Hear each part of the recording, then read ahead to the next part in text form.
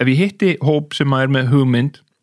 og mjög snemma í ferlinu, þá byrja ég yfirleitt á að spyrja þau hvort þau viti af hverju þau veist, hvað þau vilji fá út úr þessu. Þú veist, ætlar að verða ríkur, ætlar að verða frægur, viljið þið bara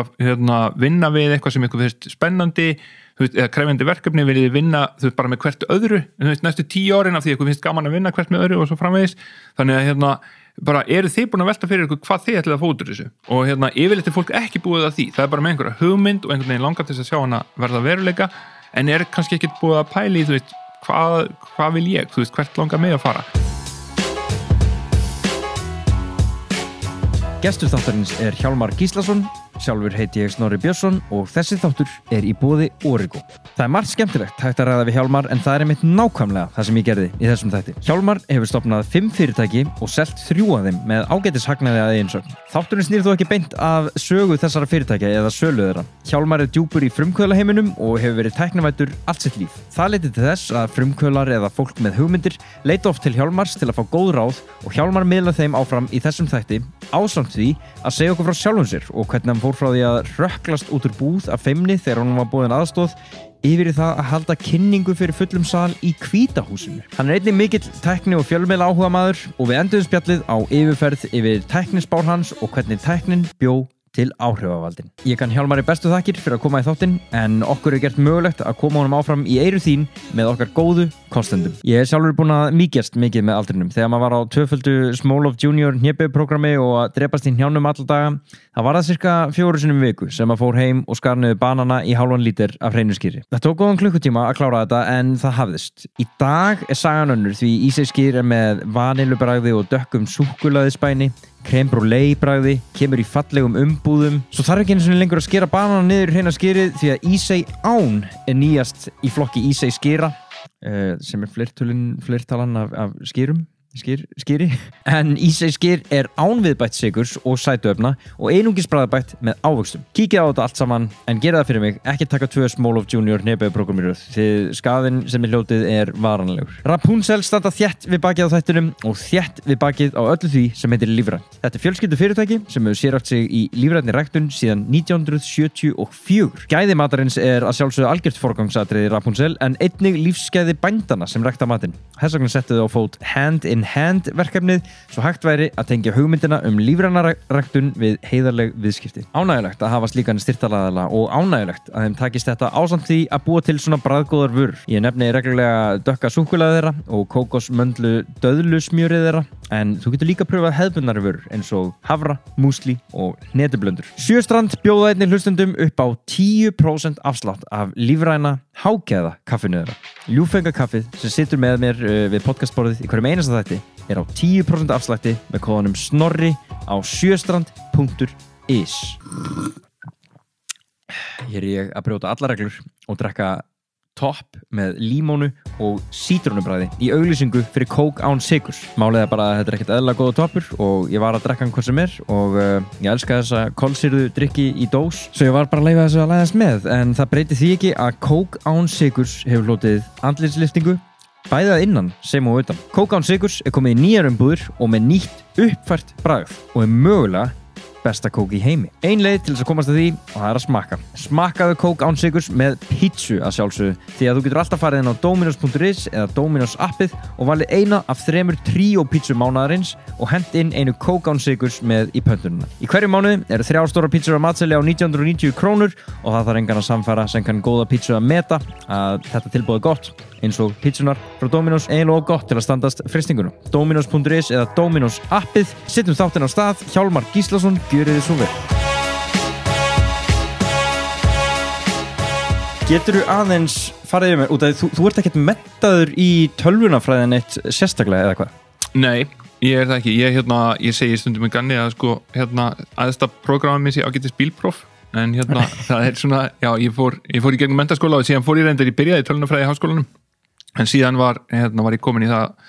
að stofna fyrirtæki og eitthvað svoleiðis og svona, já, hætti í náminu og hef ekki farið tilbaka, sko. Ákvæmst að reyna frekar á reynsluna heldur en menntununa? Já, eða bara þetta atvikaðist einhvern veginn svona og það alls ekki þannig að ég hefði ekki grætt á því að sko taka námið. Það var samt svona eftir á að hyggja þá var það þannig, ég kunni mjög mikið á tölvur, kunni vel að forrita þegar ég byrjaði í tölvunarfræði og svo framvegis og kannski einhverju litið tölvunarfræðin óvenjulegt fag vegna þess að það svona allavega þau miður verið þannig að það hefur svona nánast verið búist við því að þeir sem fara í tölvunarfræði kunni eitthvað þegar þau byrja. Það ekki þannig að þú fyrir í læknisfræðinni eða þú hefur gert skurðaðgerð þegar þú byrjar að læra að vera læknir en það er sem betur fyrir að breytast en svona eftir á að hyggja þá hefur þið kannski verið sko með þá þekkingu bara meira, ég fengi meira út úr því að læra eitthvað annað og blanda því saman við tölvuþekkinguna af því að það er svo mikilvægt að kunna sko að geta blanda þessu saman og vera domain expert kannski í einhverju sem er ekki tölvunarfræði og geta þá tekið það inn og leist einhver vandamál einhver annars staðar með tölvuþekkingunni. Læra eitthvað annað eins og hvað? Segjum bara, ég held til dæmis að sko tölvunarfræðingur sem fær í líffræði á örugglega eftir að gera geggjaða hluti í líffræði, bara af því að hafa tólin og tækin sem að tölvunarfræðin býður upp á. Þannig hann í rauninni gæti bara þróað þann geira áfram bara með tækninni í rauninni, tækni fram þróuninni. En þegar að þú segist vera með hann áhuga á tölvum og kunnir eitthvað aðeins að forrita, ég meina hvaða ári er þetta sem að þú ert að skráða þig í tölvunarfræðina? Herðu, það er 96, hösti 96. Þar er landslæði svolítið annað heldur en það er í dag. Já, dálítið sko, interneti var alveg nýtt og þú veit í rauninni eitthvað sem mjög fáir þekktu og maður svona aðeins, þú veist, maður var aðeins búin að kynnast því, kannski síðustu 2 árin í menntaskóla, þá var orðið það voru vafrar komnir fram á sjónasviðið og veraldavefurinn var orðin svona eitthvað þing sko, þannig maður svona hitti alveg á allra fyrstu árin í því og síðan svona einhvern veginn bara tækifærin sem opnuðist einhvern veginn við það, þú veist, sem var síðan sko kannski svona hugmyndaheimur sem var til þess að þannig kringum 2000 var svona þessi .com bóla í gangi þar sem að alls konar hugmyndir fengu að blómstra sem að sko þú veist, margar hverjar gengi ekki upp þá en eru síðan kannski bara eitthvað þú veist, sem að við notum dagsdaglega í dag en bara tæknin var ekki komin á þann stað á þeim tíma. Einmitt, ég bara kemur upp í hugan út að ég var að klára Elon Musk æfisöguna reyndar fyrir nokkrum mánuðum og einmitt, og það bara heyra þetta PayPal-ævintýri og Zip2 og allt þetta bara svona hvað, mér fannst alltaf svona erfið smá að bara ímynda mér mótlæti sem voru að mæta út af þeirra að tala um eitthvað sem er svo sjálfsagt í dag sko, bara það að koma millifærslu minn á netið og svona, maður eitthvað, heyra þetta getur nú ekki hafa verið svo erfitt, ég menna þetta er svo sjálfsagt í dag. Já, algjörlega, og það er sko einmitt, þú veist það er stundum sagt sko einhvern veginn að þú veist allt sem þú elst upp með þú veist það er sjálfsagt sko þú veist þannig að og einhvern veginn það er ekki tækni ef það var til þegar ég var lítill þú veist það var ekki tækni það var bara partur af raunveruleikanum og þess vegna kannski fattar maður oft ekki og þú veist fyrir hverja kynslóð einhvern veginn er eitthvað sem er þarna sem að var sko koma á næstu kynslóð á undan og þú veist foreldrum okkar finnst alveg geðveitt sko en þú veist það er síðan bara sjálfsagður hluti fyrir okkur og þess vegna einmitt sko þú veist, já, ef við tækjum bara akkurat þetta dæmi sem þú nefnir, þú veist, millifæslur á netinu, það hefur verið sko margra, já, svona áratuga þrautaganga fyrir fullt af fólki og fullt af fyrirtækjum sem einhvern veginn er að reyna að takast á við bara að gera það sem okkur finnst svona sjálfsagt í dag sko. Nákvæmlega. Þess vegna ætla ég að fá að tönglast aðeins á því að út að ég er að tala um hvernig umhverfið er á þeim tíma, ég meina, af hverju kunnið þú aðeins að kóða, ég meina, hver hefur alltaf verið svona áhugasamur bara tæknina, bara þú sérð internetið eða tölvur eða svoleiðis og bara sogaðast að því, eða hver varstu svona á þessum árum? Einmitt, sko, ég er sveitastrákur úr Borgarfirðinum, svona upplægi, en hins vegar þá ólst upp á Hvannir í Borgarfirði og pabbi var svona tölvumaður alveg frá því að ég man eftir mér og var þá í rauninni sko með allra fyrstu mönnum sem voru að forrita bæði fyrir sko eins og bændasamtökin og mjólkursamsöluna og eitthvað svoleiðis það sem að tölvurnar voru náttúrulega allt öðruvísi þá heldur en maður getur ímyndið sér núna en það var til þess að ég er fæddur 76 og svona þegar að enga tölvur eru svona bara að koma inn á heimili í fyrsta skipti þá er ég krakki, þá er ég svona ég held að við fengið fyrstu tölvunin á heimili þegar ég var 6 ára og þannig að það er kannski fyrir mér er sko engatölvan dæmi þetta sem við erum að tala um ég elst upp með henn og finnst hún sjálfsögð en kynslóðinu undan fannst það ekki og þá var þetta bara þannig að þú veist jú það var kannski til eitthvað af einhverjum leikjum og forritum sem var hægt að kaupa en sko og þú veist fyrir þá sem ekki hafa heyrt þetta þá þetta kom hann sem ekki óvart marga leiki sem maður var að spila var eitthvað sem maður þú fékkt blað í fórst út í bókabúð og keypti blað og svo slóstu inn forritskóðan og keyrði síðan leggstu leikinn og það kennir mér náttúrulega alls konar hluti og svo fyrir maður eitthvað að reyna að breyta þessu og fikta í litunum og þú veist gera eitthvað og svona smá saman þú veist allir sem ég þekki sem hafa lært svona sjálfur eða sjálf á að forrita á tölvur það byrjar einhvern veginn með því, þú færð eitthvað dæmi og svo ferðu svona fikta og reyna að breyta því, það er ekki eins og þú bara einhvern veginn lærir og byrjir síðan að skrifa eitthvað forrit frá grunni, heldur byggir það á einhvern veginn að taka eitthvað sem einhver annar hefur búið til, aðeins að fara að tweaka það til,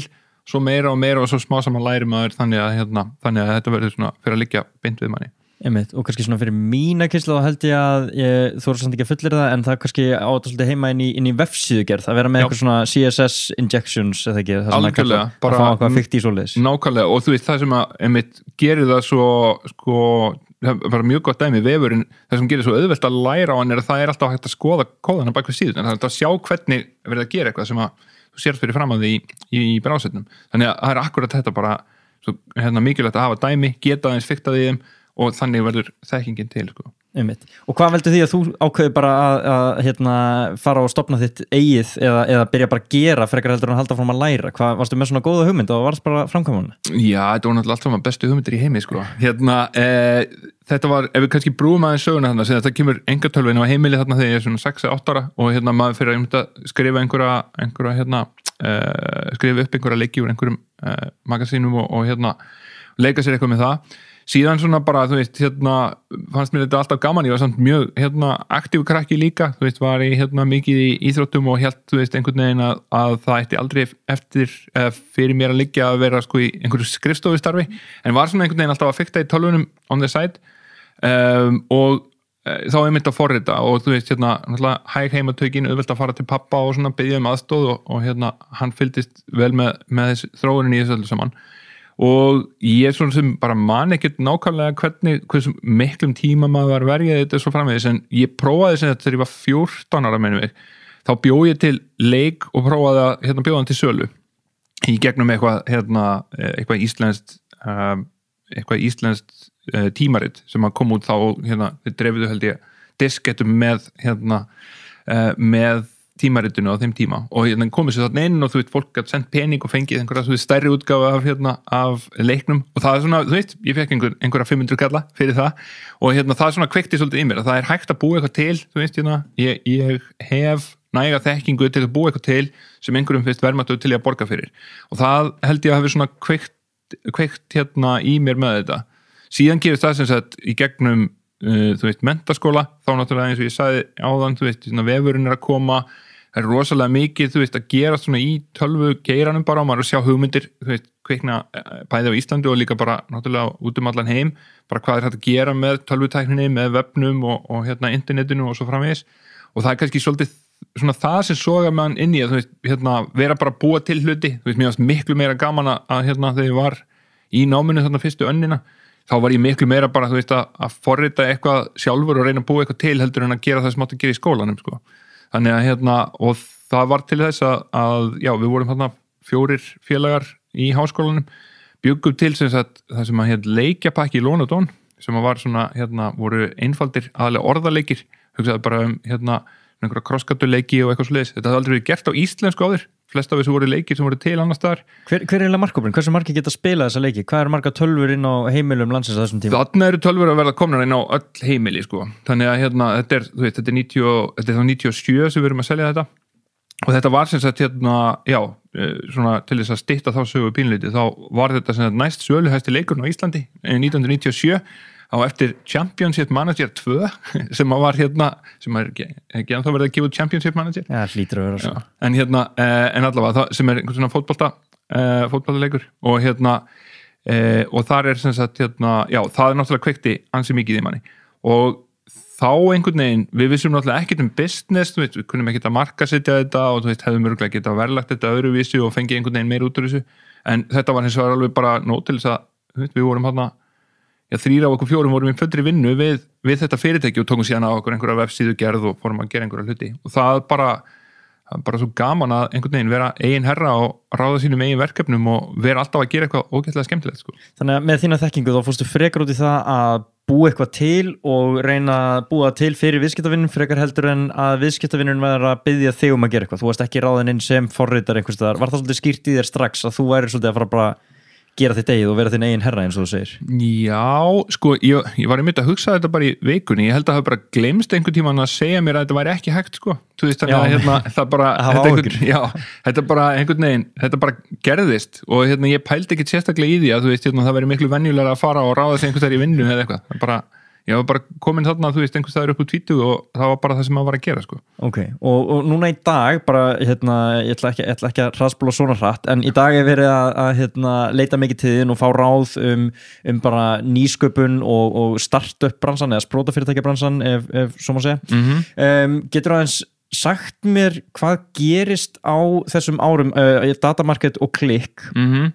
sem bara í rauninni veldur því að í dag sé verið að leita til þín með þessar spurningar, bara hver þín reynsla á bara fyrirtækjamarkaði er búin að vera og hvað þú ert búin að búa til síðan leikjapakki í Lón og Dón. Einmitt, sko, ég er sem núna að setja af stað fyrirtæki sem heitir Grid. Grid er 5. fyrirtæki sem ég stofna, þannig að það var þarna, einmitt, upp úr leikjapakkanum var til fyrirtækið í Lón og Dón sem var svona, já, allavega aðal hugmyndin sem við vorum að keyra á var leikjagerð. Og síðan hafa þetta verið þarna í rauninni í millitíðinni 3 önnur fyrirtæki sem það var Maskína sem var í kringu 2000, síðan fyrirtæki sem heit Spurl sem rann inn í Já, símaskar fyrirtækið og síðan í rauninni stofnaði ég Datamarket 2008, seldi það 2014 til Bandaríkjana og síðan er ég núna að setja af stað Grid. Þannig að sko, já, af þessum 5 fyrirtækjum þá var 3 í rauninni verið selt bara með ágætis hagnaði og Datamarket kannski sérstaklega svona frekar stórt, allavega íslenska mælikvarða stórt dæmi fjármagnaði með íslenskum vísi fjárfestum og síðan keypt af bandarísku tiltölulega stóri fyrirtæki, þannig að það var svona það er ekkit, ég meina þetta er ekkit einstakt en það er heldur ekkit rosalega margir sem hafa farið í gegnum það og síðan síðan Grid sem að ég settast það fyrir 2,5 ári síðan. Og ég held að þú veist það sem að fólk er bara sækjast eftir er náttúrulega þegar maður er búin að gera þetta svona oft sko þá maður náttúrulega séð ýmislegt og gert alls konar mistök og það er þá allavega hægt að svona þú veist það er auðvelt, það er mjög sjaldan sem að kemur einhvern til mín og ég hef ekkert fram að færa, þú veist, jafnvel þú að fólk sé að gera eitthvað á einhverju sviði sem ég þekki ekki þá, þú veist, er þetta yfirleitt alltaf sömu hlutni það þarf að koma saman teimi, þú veist, það er mikilvægasti hluturinn til að byrja með, þú veist, áttar sig kannski ekki allir á því en teimið er miklu mikilvægir en hugmyndin, bara hvaða fólk safnast í kringum hugmyndina til að byrja með og þá komu upp alls konar vandamálið, bara úrlausnarefni sem að, þú veist, þarf að díla við, þú veist, stofnendahópurinn er 1, þú veist, kannski bara 1 stofnendi og þá þarf að ráða með sér fólk, stundum eru nokkri stofnendur en þeir kannski einhverjir segja upp í vinninu og henda öllu frá sig til að fara í þetta en aðrir svona býða á hliðarlínunni og stundum er einhver togstreita og svo þarf að hafa fleiri að þessu og svo framvegis en það er fullt af hlutum sem er hægt að tala um bara í kringum bara, þú veist, fólkið og hvernig skipulegum að vinnuna og svo framvegis svo er náttúrulega fjármögnun, það er mjög algengt að fólk sé að velta fyrir sér hvernig get ég fengið pening inn í þetta einmitt af því að ég þarf að ráða fólk eða þetta er ekki þannig að ég geti unnið launalist við þetta í 3 ár þú veist, með einhverjum vinnum mínum og sé svo til sko. Þannig að já, þetta er svona þú veist, þetta eru þessir hlutir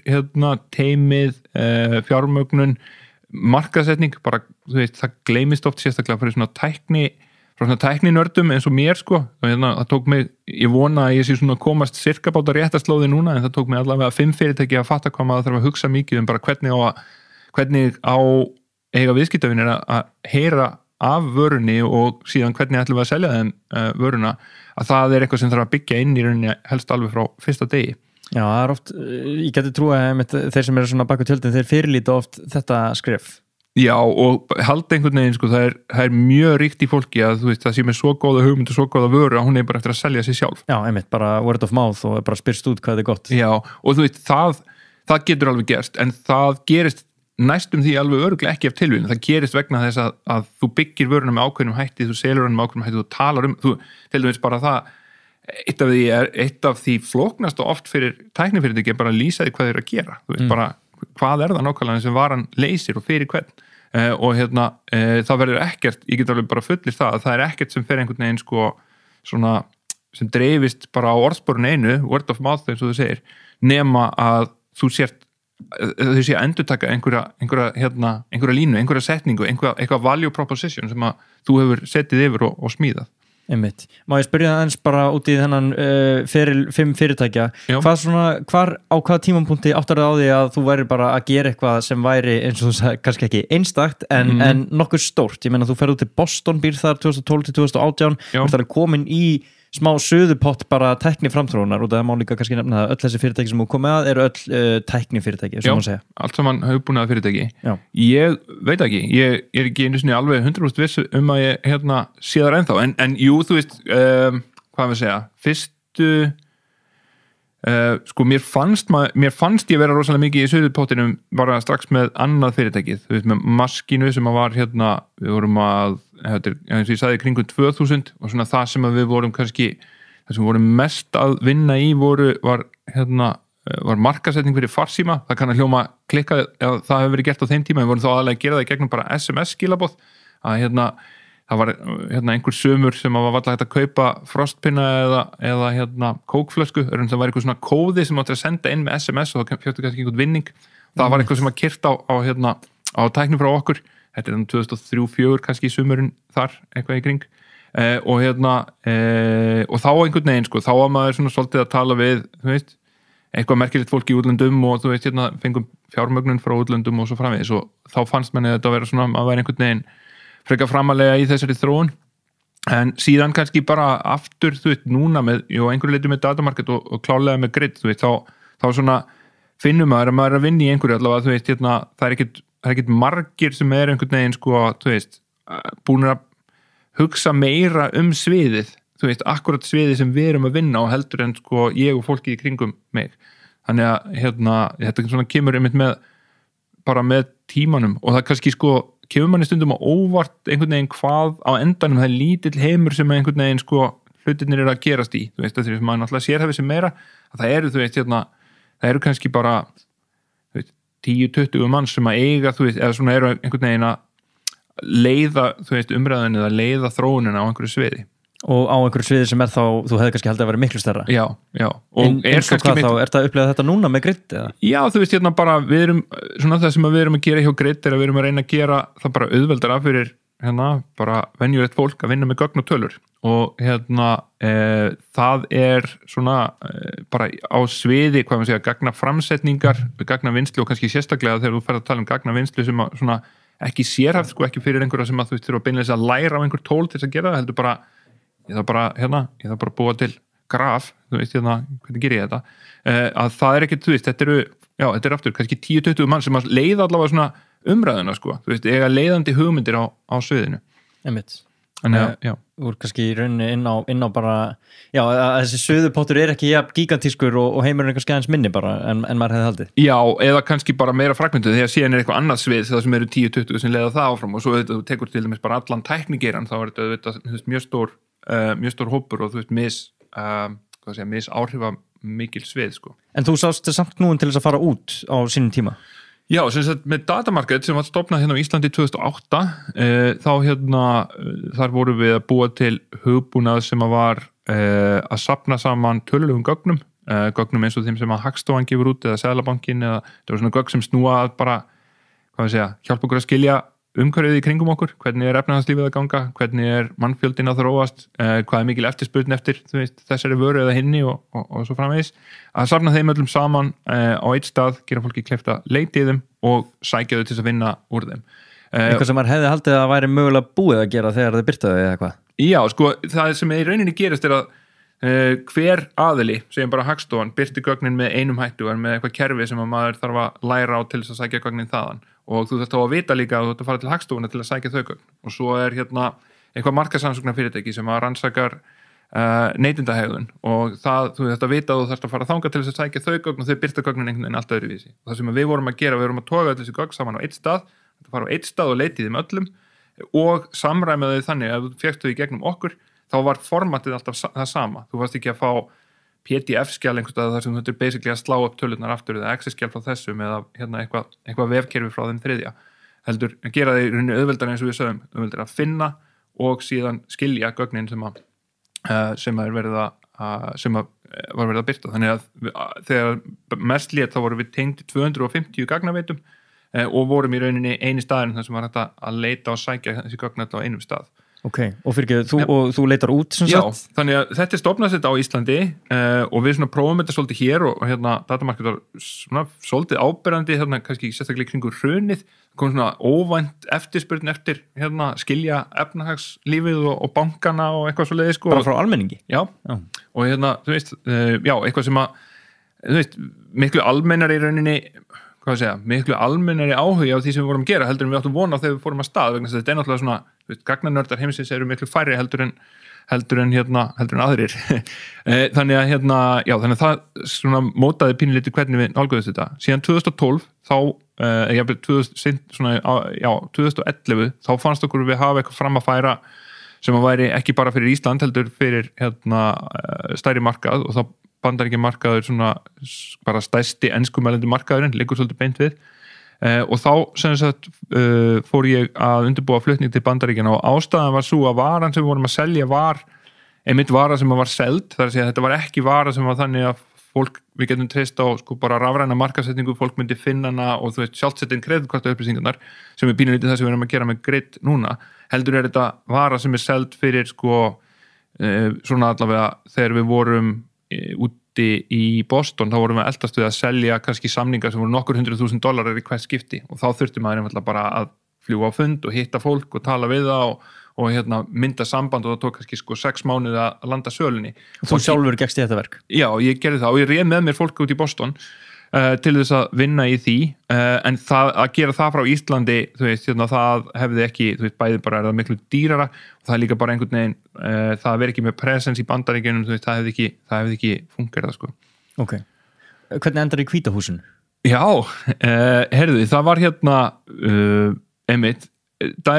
er bara akkurat dæmi það, hvað kreðsutna verða allt litlar, sko. Það er hérna, þarna einmitt, datamarket var, ég held ég geti alveg sagt það, þú veist, datamarket var svona í einhverjum kreðsum þannig í gagnavinnslu á þessum tíma 2010 til 14 eitthvað svoleiðis, þá var þetta svona alveg nafn sem að fólk hafði heyrt eða var að velta fyrir sér einhvers konar gagnavinnslu eða gagnasöfnun og við vorum dálítið mikið að tala á ráðstefnum og sérstaklega hérna einn ráðstefnuhaldari sem að hérna, fyrirtækið heitir O'Reilly og hérna Tim O'Reilly er sem stofnandi þess og er svona, þetta eru bæði sko mjög mikið af tækni bókum sem þú sérð, þú veist, forritunarbókum og eitthvað sliðis eru frá O'Reilly útgáfunni ef þú hérna kíkir á kjölinn á þeim og hann var einmitt, eins og ég segi, að halda mikið af ráðstefnum á þessum tíma og við vorum kannski svona einmitt, kannski svona 50 manna hópur sem var svolítið mikið bara í, þú veist, þessum hérna á þessum ráðstefnum og í þessum kreðsum og hérna eitt af því sem að gerðist þarna var að Obama er sem sagt orðin forseti, hann ræður í fyrsta sinn í sögunni tæknistjóra inn í Hvíta húsið og hérna bara CTO, bara Hvíta húsið komið með CTO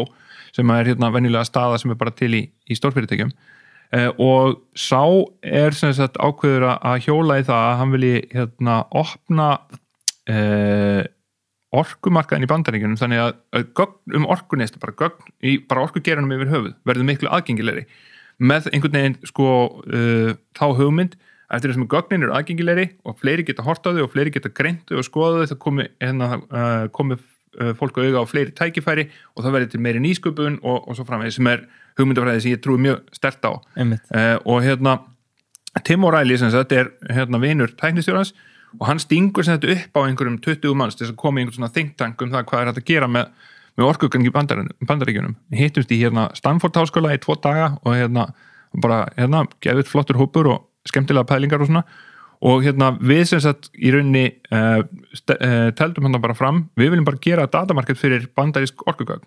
þannig að við viljum taka inn allar þessi tölulegu upplýsingar frá öllum þessum aðilum, gera þær aðgengilegar á einum stað, bjöggum til svona prototípu á því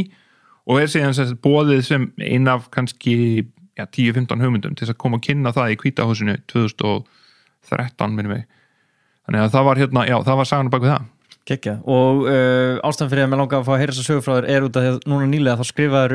bara hérna, þig svolítið sem introvertin, Hjálmar Gíslason er ekki fýtt tímapunktur að koma inn á þetta eftir sögu af kynningu í Hvíta húsinu, getur aðeins leitt mig inn á þetta? Já. Þegar núna erum við hérna í viðtali og þú getur talað og þú getur sagt frá söguðinni og talað alveg svona flóknum hluti, komið vel frá þér en þú vilt svolítið skilgreina þig sem introvert. Já, og ég er það, þú veist hérna og í rauninni það alveg langt frá því að vera eitthvað til að skammast þín fyrir Já, ég meina alls ekki svoleiðis. ég veit það sko en ef einhver er úti að hlusta sem að heldur það, þá er það alls ekki þannig það er bara það þýðir í rauninni bara, ég er mjög feiminu upplægi og svona kringustæður í kringum fólk geta gert mig mjög óöruggan, kannski miklu minna núna heldur en var þegar ég var barn og kannski sérstaklega þegar ég var unglingur þá var ég svakalega feimin það var alveg, ef ég fór inn í búð og einhver gaf sig á tal við mig og spurði hvort hann geti aðstoða þá hrökklaðist ég út úr búðinni sko, það var bara frekar heldur en að tala við viðkomandi það var of stressandi. Það hljóma nú bara eins og þurftir einhverja greiningu sko. Já, það er alveg svona, örugglega jaðra við það en já, síðan svona auðvitað er þetta síðan þannig, með skólafélagunum og svo leið, þá verður maður comfortable og það verður minni úr því en allavega ekki mjög framfærin maður að upplægi, en svo er sem sagt sko, kannski tvennt bæði þá fellur það, þegar maður er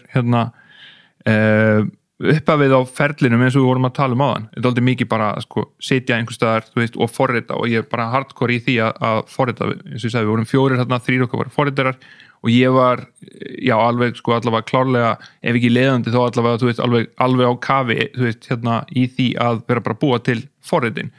svo einhvern veginn þurfti einhver að fara og tala við búðirnar og spyrja hvort það væri til að selja þetta og það einhvern veginn svona ekslaði þannig að það kom í minn hlut og það var ekki takt að annarkvort var þetta bara ekki gert eða ég gerði það þannig að þá einhvern veginn tekur maður á sig rögg og það, meira sér á þessum tíma komið þá einhver, sjónvarsviðtöl með því og þá var maður alltaf alveg með alveg sko að farast úr stressi þegar að myndavélarnar koma og svona og það var ekki sagt margt gáfulegt þá sko en svona bara smá saman þá vinnst ofan af þessu ég mitt, þú ert örugglega vísi í það, ég rifjaði upp á Facebook daginn og það fekk miklu meiri athygli heldur en ég átti von á að ég mitt var að tala þetta, ég væri introvert og ég reyni svona mín mannlega hegðun væri svolítið bara lærð, eitthvað sem væri mjög meðvitað og ég hefði bara tilengað mér svona meðvitað en ekki eitthvað sem væri meðfætt eða mér eðlislegt og fyrirgeðu, það náttúrulega eitthvað sem að rosa margir tengja við en hittir svolítið streng þar sem að þú ert ég meina að fylgi mynd þarna af þér standandi upp á sviði og þú ert að tala fyrir framan fullt af fólki en þú ert svona kannski svolítið að opna á það að það er ekki allt sem sýnist, þú þurftir líka yfirstíga óttan til þess að komast á annan stað. Nákvæmlega og sagan sem ég sagði mitt var þegar ég var mjög fyrst boðið að tala á tækniráðstefnu í Bandaríkjunum þetta var árið 2000 þegar ég var með maskínu sem ég nefndi áðan og okkur er búið að tala á tækniráðstefnu í Silicon Valley og það er náttúrulega ekki hægt að segja nei við svona tækifæri þannig að ég segi já, flýg þangað og svona 20 mínútum áður en að fyrirlesturinn átt að byrja þá lá ég bara á bakinu inn á hótelherbyggi að reyna að anda djúpt og gupp ekki og svona, þú veist, bara er sveittur í lófunum og bara, þú veist, líst ekkert á blikuna með þetta, en, þú veist, hef í mér rögg og fæ mér vasklas og einhvern veginn svona fer inn, byrja fyrstu mínúturnar alveg bara hvítur í framann og örugglega þannig að það heyrist mjög vel hvað ég er taugaóstyrkur, en ég var búin að æfa mér rosa vel, þannig að þetta var fyrirlestur, 20 mínútur fyrirlestur, vissi alveg nákvæmlega hvað ég ætlaði að segja og var náttúrulega að tala hluti sem eru mér tamir, þannig að eftir svona kannski ég veit ekki, örgulega virst lengri tíma en það var en ég giska á eftir svona kannski 3 mínútur þá var ég bara komin í, þú veist, bara grúfið, bara komin í það að tala, þú veist fara með rulluna sem ég var búin að æfa og þú veist,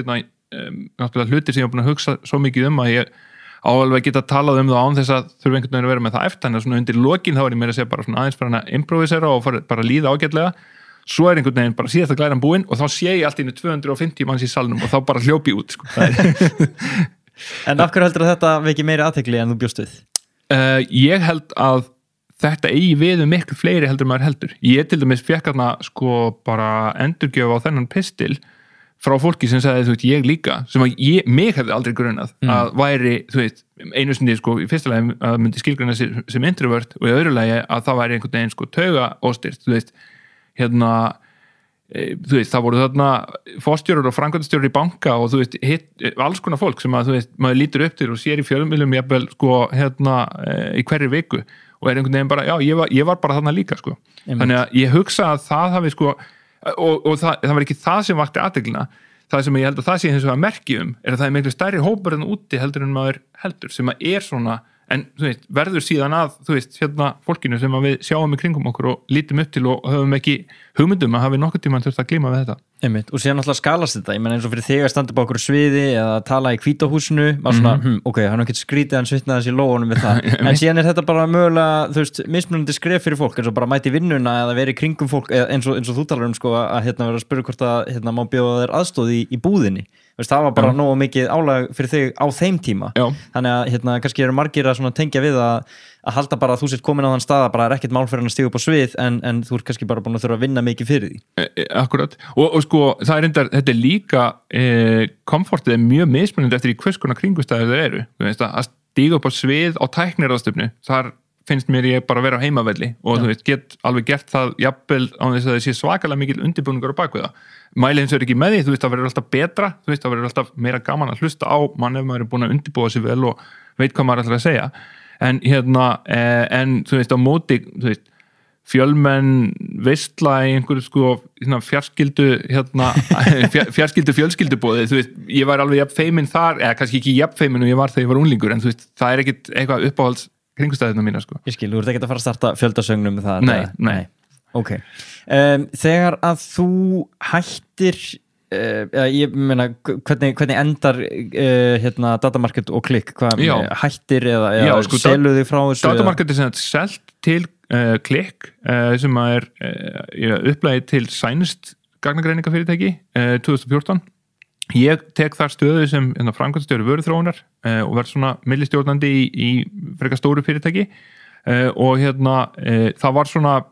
gulrót sem að fylgdi samningnum það að ef ég er þarna í 3 ár, þú veist, þá myndi ég njóta góðs af því og ég held að það hef ekki komið neinum á óvart í kringum mig og ekki mér heldur að þú veist, þegar þessi 3 ár voru búin, þú veist, svona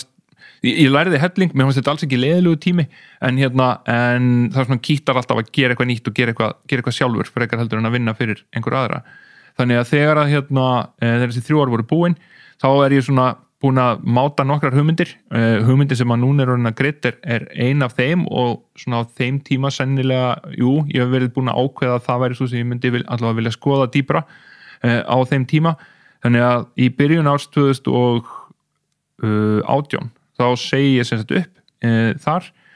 nota vorið svolítið til þess að svona kafa þess dýpra í þessa hugmynd, búum þá ennþá út í Boston. Svo tókum við reyndar alveg við fjölskyldan, við vorum sem búin að lofa okkur því þegar við fluttum til Bandaríkjanna, ef við myndum flytja tilbaka,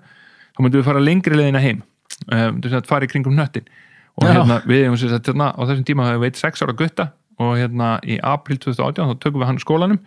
og förum síðan bara í 4 mánaða hringferðalega hnöttin og lendum síðan á Íslandi í ágúst og svo er greitt komið á staði í september. Hvar, einhver eftirminnileg stopp þarna? Já, bara öll eftirminnileg sko. Við við skipulöðum þetta á mjög skemmtilegan hátt. Guttin okkar, eins og ég segi, hann var 6 ára á þeim tíma, hann var búinn að vera með heimskort upp á veggi á sér, síðan hann var 3 ára eða eitthvað leiðis og alltaf þegar við lásum hann er mikið svona dýrakall, sérstaklega mjög mikið áhugamaður sjóin og sjávarlífverur og eitthvað leiðis og alltaf þegar við lásum eitthvað sem okkur fannst áhugavert þá veldum við fyrir okkur hvar í heiminum á þetta dýr heima eða eitthvað sliðis, settum miða á kortið og skrifum af hverju þetta væri merkilegt. Og svo þegar tækifærið í rauninni var að koma í alvörunni að fara í þessa ferð, þá fórum við bara að skoða kortið og segjum bara, við ætlum að fara til Hawaii, við ætlum að fara til Costa Rica, við ætlum að fara til Galapagoseyja, við ætlum að fara til Ástralíu og röðum þessu svolítið mikið upp þarna og náðum alveg bara nokkuð stórum hluta af punktunum sem var búið að setja inn á kortið sko. Og kannski sérstaklega þeim sem eru svona lengra í burtu og kannski ólíklega að maður myndi heimsækja seinna. Geggjað. Mér finnst svolítið forréttnilegt að heyra þegar þú líkur störfum þarna þá gefur frá þér færslu manni hvort á Facebook eða í einhverjum pistlu og náttúrulega búin að halda út í bloggi bara síðan að fyrsta fólk byrja að blogga og þar segir við bara nú tekum við smá pása, ég ætla að taka fara í ferðalag og síðan er mjög líklegt að ég byrja að gera það sem ég er bestur í sem er að byrja eitthvað nýtt sko, mér finnst þetta svolítið djarft að henda þessu út, þú ert væntanlega komið með einhverjar hugmyndir hvað þú getur gert þarna en svona liggur beinast við að spyrja bara hvernig, akkur þetta svona góður í að byrja eitthvað nýtt, ég meina fólk ströggla við að fá hugmyndir, hvernig færð þú allar þína hugmyndir og hvar færðu þín innblástur? Já, sko, það vantar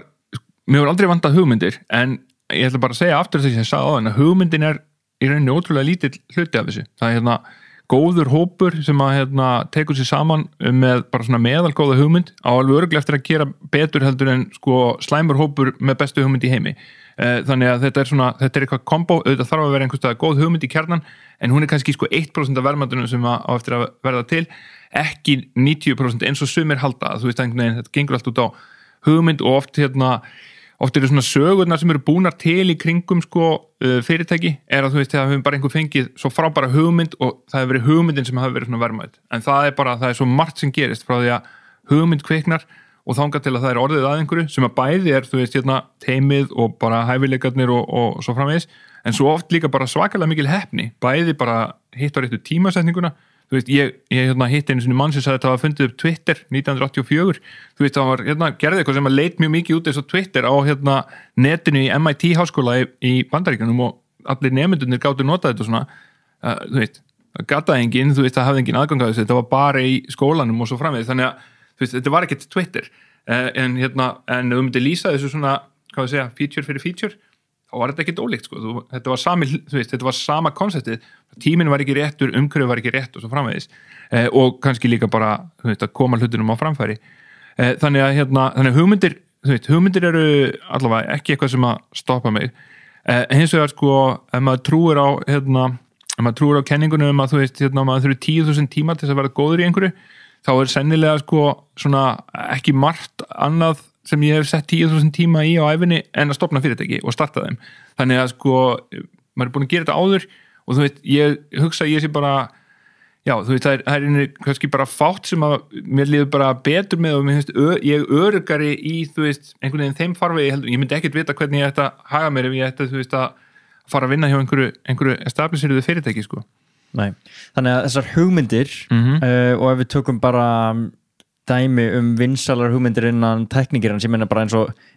tölvan er nú orðið ansi flókið fyrirbæri í dag, en eins og bara Musk, út af við nefndum hann, veistu, með rafmagnsbíla, ég meina í grunninn er þetta ekki rosalega flókið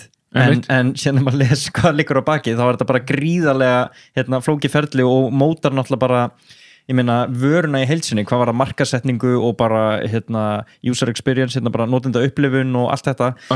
En ef þú síður þetta niður í bara hugmyndunum bíl sem er að keyra, það er nú alveg til nú þegar nema bara úr rafmagni, þetta er ekki að flókið en síðan byrja bara allt hitt sem tekur við. Akkurat, og ef þú ímyndaði sko, þetta er mjög gott dæmi með Tesla vegna þess að það er svo margt sem er öðruvísi, þú veist, það er svo margt sem þeir gera öðruvísi heldur en maður búið að gera áður, þú veist, já, þetta er bíll og hann lítur svona, þú veist, hann er með 4 hjól og lítur ekkert ósvipað út eins og bílarnir sem við þekkjum. Keyra á sömu vegum og allt saman. Já, akkurat, sem er náttúrulega forsenda fyrir því að þetta geti gengið upp, en eiginlega allt annað er öðruvísi. Þú veist, já, hann gengur á rafmagni, en þú veist, það er ekkert í vélinni sem minnir á aðrar vélar. Þú veist, manni mitt að ég heyrði einhvern tímann, það er sko, í Tesla bíl eru 37 hreyfanlegir hlutir og þá telur sko hurðarhúnana með, en í, þú veist, venjulegum svona, brunabíl eru, þú veist, ég man ekki hvað það eru 12.000 og eitthvað sko þannig að þetta er allt önnur græja, bara einhvern veginn fittar inn í annað, en síðan nú líka, þú veist, brandið er, þú veist, kemur allavega þegar á þeim tíma sem það kemur út er það ógeðslega flott, lúkki á bílunum er framúrstefnilegt og þú veist, kannski er það svona núna aðeins orðið dated af því að það hefur ekki mikið verið uppfært en það er samt ennþá alveg miklu flottara heldur en flestir bílar þarna úti. Og svo er líka það að þeir breyta því hvernig bílarnir eru seldir. Þeir selja bílarna sjálfur í staðin fyrir alla þessa umboðssölu sem að einhvern veginn er orðin einhver svona established bransi og það þurfti bara hreinlega reglugerða breytingar, þú veist, í stórum hluta Bandaríkjanna þess að það bara mætti, þess að bílaframleiðandi mætti sjálfur eiga bílasöluna sem að, þú veist, af hverju, það er einhverja sögulegar ástæður fyrir því og eru einhverja hagsmunir einhvers staðar, sko, en þú veist, allt þetta einhvern veginn þurfti að ganga upp og svo þurfti fjármagnið og svo þurfti einhverja aðra til að trúa á þetta og eins og þú hefur lesið í bókinni, sko, í jólin 2008 eða eitthvað sluðið sem að þú veist þetta var bara næstu því farið á hausinn sko. Já, einmitt. Já, og bara sko, þú veist,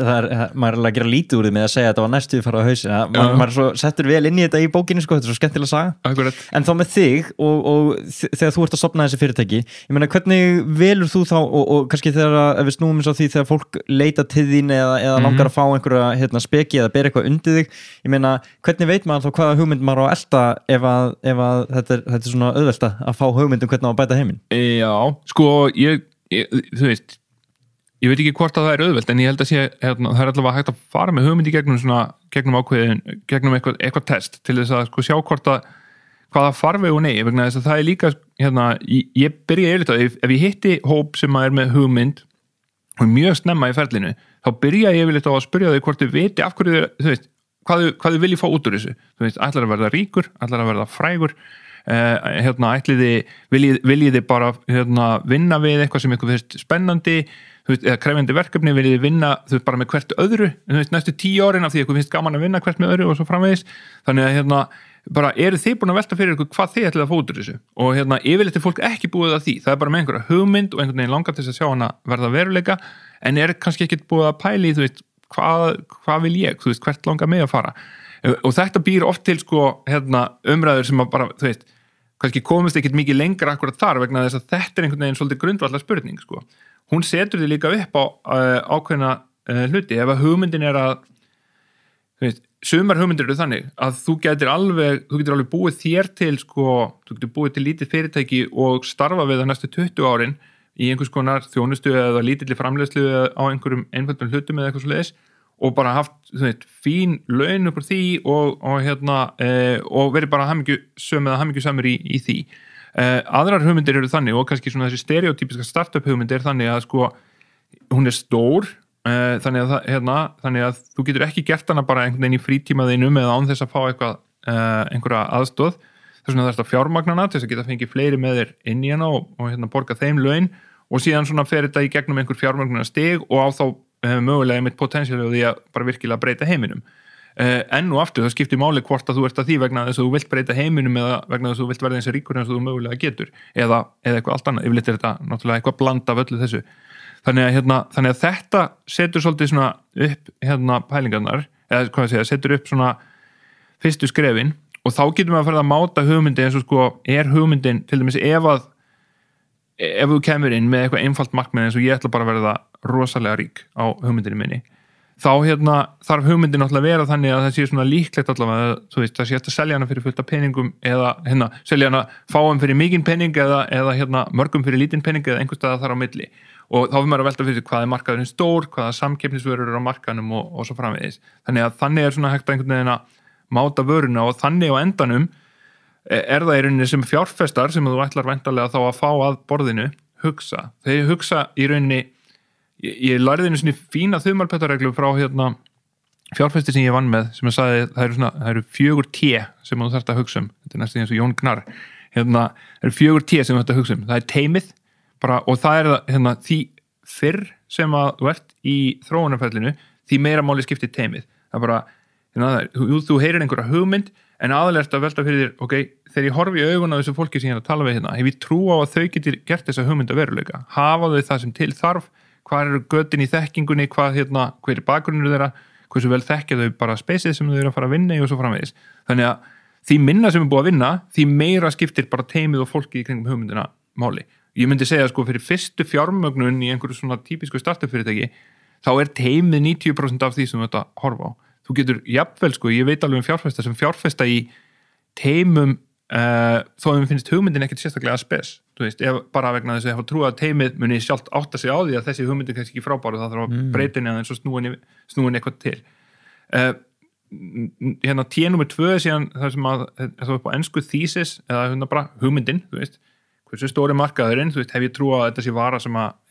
tækifæri og svo framvegis skiptir minna máli T nummer 3 er síðan tæknin, þú veist, er eitthvað svona uník í tækninni það þarf ekki endilega að vera þannig, það getur verið mikill kostur ef það er búið að leysa eitthvað erfitt vandamál, þú veist, eitthvað sem er ólíklegt að aðrir geti gert og svo er T nummer 4 og mannst að ég sagði að sko teymið væri mikilvægast en ennþá mikilvægara er síðan traction, það er að segja ef það bara, ef þú byrjar að selja og það bara eru milljónir manns að kaupa vöruna þá skiptir í rauninni ekki máli hvort að þú hefur ekki trú á teyminu eða hugmyndinni eða tækninni það er eitthvað þarna og þetta er oft svona, þú veist, bara ef þú ert greinilega að fara að verða risafyrirtæki af því þú bara selja svo mikið, þú veist, þá fá fyrirtæki yfirleitt fjármagn en þá lenda þið náttúrulega ef þú ert einhvern veginn óvart með hvað segja, ef fólk slysast til þess að detta á eitthvað þannig en er síðan ekki með teymið til þess að bakka þau upp eða eitthvað slys, þá koma náttúrulega alls konar önnur vandamál með því Ok, en svo ef við tökum teimið Já. sem dæmi og grid, bara svo við heimfæra þetta bara beint yfir þig, fyrstu verðið þetta. Sko, þú talar snemma í ferlinu, ég meina þú færð þessa hugmynd að grid, eða ekki, bara sjálfur, væntanlega kannski búin að bera hann undir eitthvað. Á hvaða tímapunkti byrjar þú að hugsa út í teimið? Er þetta orðið teimið þegar að þú spyrð eitthvað hvort hann geti forritað fyrir þig einhverja einfalda vinnu eða hvar teimið byrja að skipta máli þegar þú ert einn að byrja með hugmynd? Akkurat. Sko, það sem gerðist með grid var í rauninni eða í aðdragandanum að grid var miklu meira undirbúið heldur en hinn 4 fyrirtækin sem ég hef stofnað. Það er að segja, ég vissi að ég var að fara að stofna fyrirtæki, ég vissi samt ekki alveg hvaða hugmynd ég var að fara að elda. Þannig að ég áður en ég var með það var nokkrar hugmyndir og ég var svona eitthvað búin að eitthvað rannsaka þær, eitthvað pínlítið, en svo setti ég þessu til hliðar og sagði bara, hvað vil ég fyrirtækin, óháð því hvað ég er að fara að gera. Hvernig vil ég að fyrirtækið sem ég er að fara að setja saman líti út? Hvað vil ég leggja áherslu á í teiminu? Hvað vil ég leggja áherslu á í kultúrnum? Hvernig vil ég fjármagna fyrirtækið? Og svona bara, þú veist, einhver aðra hluti, bara setja niður svona einhver ákveðin prinsip í kringu það. Og það var til, þú veist, endaði með að prenta þetta út, það var til einhver svona pínulítill bæklingur sem bara, hér er handbókin, þú veist, svona vil ég gera þetta og í henni er ekkert hugmyndina. Nema bara, þetta er líklega hugbúnað fyrirtæki og það er líklega að selja vöru í áskrift. Það voru svona kannski sirkabát þessi 2 hlutir sem maður var búið að ákveða. Og hvað stendur þá í þessum bæklingi? Það er einmitt bara hvað viljum við leggja áherslu á, þú veit, hvers konar fólk viljum við fá, það stendur í honum, þú veist, að við ætlum að hugsa markaðsmálin frá upphafi, það stendur í honum að við viljum búa til skrifstofu, það sem er gott að vera og við ætlum að reyna að stuðla að teymisvinnu á staðnum í staðin verið að vera drift fyrirtæki. Það stendur í honum alls konar hlutir kultúrin, þú veist, bara respekt og fjölbreytni, þú veist, við viljum hafa fjölbreyttan hóp, fjölbreyttari heldur en í svona hefðbundnum hugbúnaði fyrirtækjum og sannarlega fjölbreyttari heldur en í þeim fyrirtækjum sem ég hef stofnað hingað til. Það eru pælingar þú veist, hvers konar fjárfestum við munum vilja vinna með og hvers konar fjárfestum við viljum ekki vinna með og á hvaða forsendum okkur finnst fólki að ganga í hópin og á hvaða forsendum það ekki gera það, til dæmis bara eitthvað sem við lifum enn eftir, þú veist, við borgum ágætt laun en ekki bestu launin á markaðnum, við viljum að það sem gerir það spennandi að vinna hjá okkur sé að það er ekki, við erum ekki borgað láglaun, við erum bara borgað svona góð meðallaun, en síðan sé það spennandi verkefni, spennandi kultúr, spennandi tækifæri í rauninni sem að gera það verkum að fólk vilja freka vinna hjá okkur heldur en einhvers annars staðar. Þannig að, þú veist, þetta eru svona það sem stendur þarna á, eins og ég segi, það er ekkert hugmyndina þarna. Svo fór ég einhvern veginn og mátaði þetta á móti einhverjum hugmyndum og af því þetta kom út frá spurningur teimið, þá beinilins teiknaði ég bara upp ég held að 5 manna teimið, þess að ég og 4 meðstofnendur sé það sem þarf til þess að koma þess að stað. Það er þá 2 konar forritarar sem bara svona með nokkuð svona grófa hugmyndum hvað þyrfti að geta, einn rekstramaður og einhver markaðsmanneskja og þetta var síðan, svo fór ég bara út og af því að ég náttúrulega hef unnið með fullt af fólki á Íslandi og svona, þú veist, margir sem vita hver ég er, þá var ég svona í kannski 2-3 af þessum hlutverkum var ég með fólk bara í huga, þannig ég fór bara og pikkaði öxlina á fólki sem ég hef unnið með eða unnið í kringum áður og svona, herðu, þetta er þess að ég er að spá, hvernig líst þér á að koma með í þetta og síðan að hinum 1 eða 2 stöðunum þá svona víkkuðum við svolítið netið og ég reyndi að kasta netinu við svolítið kannski út fyrir bara mitt svona immediate kunningja net og fylla þær stöður líka, þannig byrjar teimið og það er alveg krúsíalt sko, það sem einkennir teimið sem leggur á stað er eitthvað sem á eftir að lita hvert einasta fyrirtæki mjög lengi, þannig að bara hugsanahátturinn nálgunin, kultúrinn og svoleiðis sem verður til snemma, þú veit, kultúr þróast yfir tíma en hann breytist ekki, þannig að það er fólki sem leggur á stað sem einhvern veginn mun bara, þú veist, hvort sem þið líka betur eða verð, skapa kultúr fyrirtækisins til framtíðar. Ok, þannig að það er greinilega mjög mikilvægt að vinna þessa undirbúningsvinnu í byrjun og eins og þú gerir, þess vegna veistu hvaða teimið þú vilt búa til og setja saman út að þú varst búin að gera þér í hugalind bara hvers konar fyrirtæki þetta ætti að vera. ég veit ekki alveg hvert þetta umræðefni mun fara og lætum vita hvort að það sé ekkert, hvort við getum ekki farið dýbra í þetta en bara eins og fyrir þig að byrja þá að setja upp þessa hugmynd af hvers konar fyrirtæki þú vilt búa til. Ég meina, það hljómar eins og svona svolítið, þú þurfir bara svona, slökk á tölvunni, setja símann á silent, setja allt til hliðar og byrja bara að hugsa. Já. Eitthvað óþægilegasta sem maður getur gert í dag. Já. En bara byrja að einbeita þér, hugsa, brainstorma, mögulega bara setja tómur, veist, kannski kemur ekkert. Hvernig er þetta ferli fyrir þér? Já, þetta er margt áhugavert í þessu. Í fyrsta lagi þá er ég ég er svona frekar duglegur að skrifa hjá mig hluti, þegar mér finnst ég hafa lært eitthvað, þú veist, það kemur eitthvað upp þú veist, í vinnunni eða eitthvað svoleiðis og mér svona finnst ég hafa, hér er eða ég les eitthvað sem mér finnst merkilegt eitthvað, þá skrifa ég hjá mér einhverja punkta og það sem einmitt gerðist þarna þegar ég fór að setja saman þennan, þú veist, sem var það á endanum einhver bæklingur, sem var literally prentaður, þá var það svolítið að fara í gegnum svona punkta sem að, þú veist, sneri þú veist, fyrirtækjarekstur, kúltúr og svo framvegis aðeins svona taka þá saman, lesa þá aftur kannski fara aftur í eitthvað bókunum sem að eitthvað sem var komið úr og svona og og setja það saman í einhverju eitthvað sem var ekki lengur bara einhverjir samhengislausi punktar heldur, þú veist, einhver heilstæð hugsun. Ég síðan, það er frábært að þú skulle nefna þetta með að hugsa vegna þess að það er innbeitt eitt af því erfiðasta sem maður gerir, það er að setjast niður og hugsa innbeitt eitthvað eitt. Og ég held að sé næstu því erfiðara heldur en hugleiðsla sem að, þú veist, ég var alveg prófað og þú veist, það er mjög gott og jákvætt, en það er eiginlega ennþá erfiðara að beina huganum að einhverju einu verkefni og nú ætlum ég bara í klukkutíma bara að hugsa þetta og reyna að finna lausnina og það er ég ger þetta ekki nærri nú oft, en þegar maður kemst í þetta, þú veist, þegar maður kemst á þennan stað og það skiptir ekkert alveg máli hvort tölvan er opin eða ekki, það bara má ekki vera eitthvað áreiti, en þú veist, þegar maður kemst á þetta að vera innbeitt að hugsa eitthvað, þú veist, eina hugmynd, eitt vandamál, og jafnvel einmitt geta togað til sín einhverjar upplýsingar til þess að reflekta á það jafnóðum, það er rosa skemmtilegur staður að vera og ég kannast alveg við hjá mér svona, það verða til svona tímabil, þar sem ég er að víkka hugan, lesa rosalega margt, að lesa eitthvað sem að ég hef aldrei kynnt mér áður eða skoða einhverju hluti eða fá áhuga á einhverju sem ég hef aldrei pælt í áður, verða til svona breytnett af hugmyndum, síðan svona smá saman þjappast það niður og þú veist það verða kannski einhverjir eins og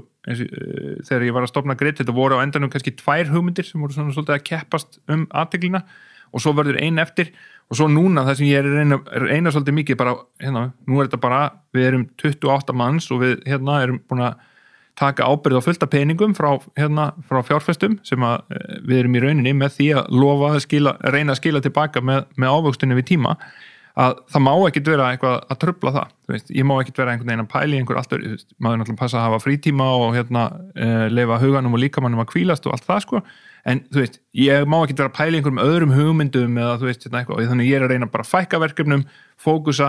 og er bara svona, set svolítið þröngan stakk utan það bara í hvað tíminn minn fer, hverju ég leyfa að komast að, vegna þess að ég er bara, þetta er execution mode. Svo ef ég þekki mig rétt þegar þetta er komið svona á einhver ágætlega beina braut, hvernig sem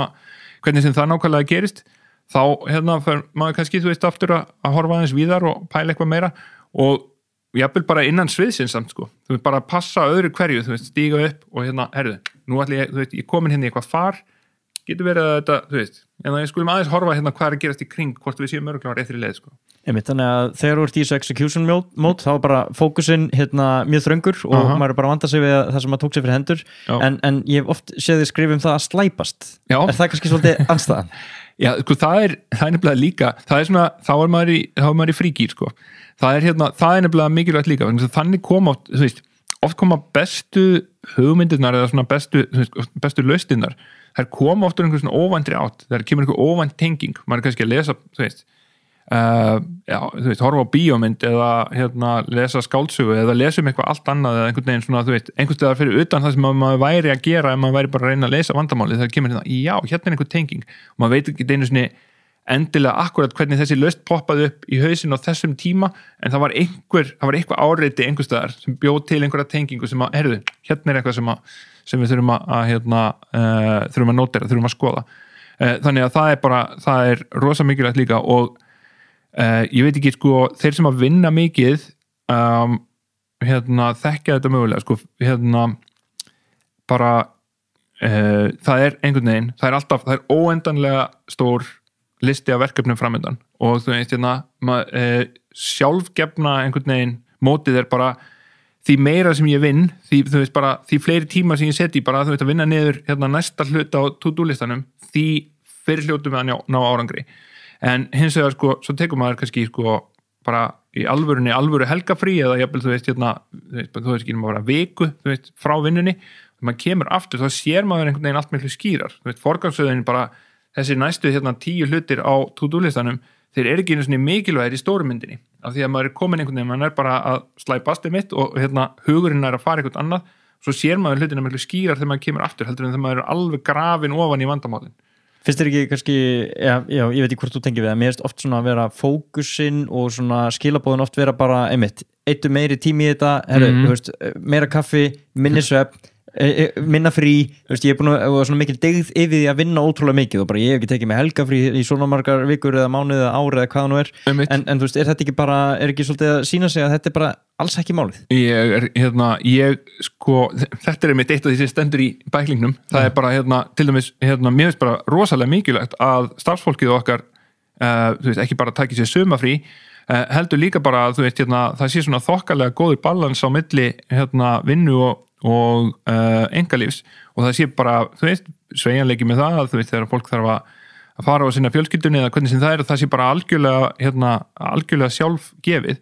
og þú veist, helst að fólk finni það bara svolítið hjá sér sjálft að þú veist,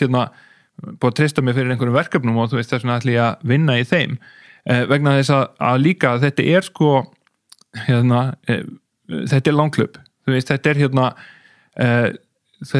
þetta þannig að þú veist bara ef við tökum svona fyrirtækja vegferðina, þú veist, þetta oft 7-10 ár frá því að þú leggur á stað og þangað til að það komið á einhvern stað þar sem að það getur, þú veist, þar sem að það búið, þú veist, hvort sem að það ég meina, stundum endar það illa hraðar, en þú veist, ef þetta á að enda vel, þú veist, þá tekur þetta alveg örugglega 7-10 ár og það ekki tækt að vera á sprettlaupi svo lengi, sko, það endist engin svo lengi, sérstaklega þú veist ekki einu sinni alveg hvar marklínan sko, hún gæti verið eftir 1 ár, hún gæti verið eftir 5 ár og það gaman í svona krefjandi vinnu, það gaman að fara í crunch mode öðru hverju, það gaman, þú veist, það deadline, við ætlum að skila einhverju, þú veist, allir saman og þú veist, einhver rara feelingur og eitthvað svo leiðis, svo það bara búið og þá mikilvægt að slappa af og þetta, þú veist, má ekki gerast mikið oftar en einu sinni 2 á ári til þess að það verði ekki bara þreytt, það ekki hægt að vera í crunch mode endalaust, þannig að þetta einmitt, ég held að þetta sé sko, þetta svona frekar toxísk hugmynd, þú veist, með að, og hún ekki einu sinni produktív, þú veist, ég þekki engan sem að hefur tekið 12 tíma vinnudag og verið produktífur alla 12 tímana, þú veist, það bara það verður, þú veist, jú það þú varst kannski á vinnustanum í 12 tíma en þú veist, það var svona eitthvað slakkað inn á milli og þú veist, þú náður ekki fullkomlega innbyttaðir eitthvað sliðis, bara sofa vel hafa forgangsröðun á hreinu, miklu mikilvægra að vita hvað þú þarft að gera heldur en að og í hvaða röð heldur en að hvað fara margir tímar í það, því að hversu marga tíma sem þú setur í að vinna í einhverju sem ekki í rauninni það mikilvægasta skiptir engu máli. Einmitt. Mér langar að spyrja þann svolítið fjármögnun fyrirtækja og hvernig hún hefur gengið á þér. Ég veit að það er kannski ekki margir hlustendur sem að stúsast í því að vera að reyna að fjármagna fyrirtæki sín, en bara svona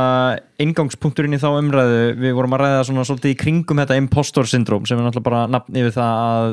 hvað maður að segja, að bara hafa ekki trú á því sem maður að gera eða vera hræddur að það komist upp að maður sé ekki nógu hæfur í starfið sem maður var treyst fyrir. Blossa það ekkert upp þegar þú ferð til fjárfesta og segir, herra, ég er með hugmynd og ég ætla að samfæra ykkur að leggja peningin í það og síðan þegar peningurinn lagður í það, hvort að maður sé ekki bara að spyrja sig bara, herra, er þið búin að kaupa köttin í sekknum og ég seldi mann? Sko, jú, og ég held að það sé heilbrigt, það er að segja, þetta er ekki sjálfgefið, þetta er náttúrulega algjör forréttindi að fá að vinna því sem maður vill og vera einhvern veginn bara í þannig aðstöðu bæði í lífinu og í heiminum og bara bara yfir höfuð að þú veist einhvern veginn bara hafa einu svona tækifæri til þess að setjast fyrir framann fólk sem að hefur miklum peningum að móða lýsa fyrir því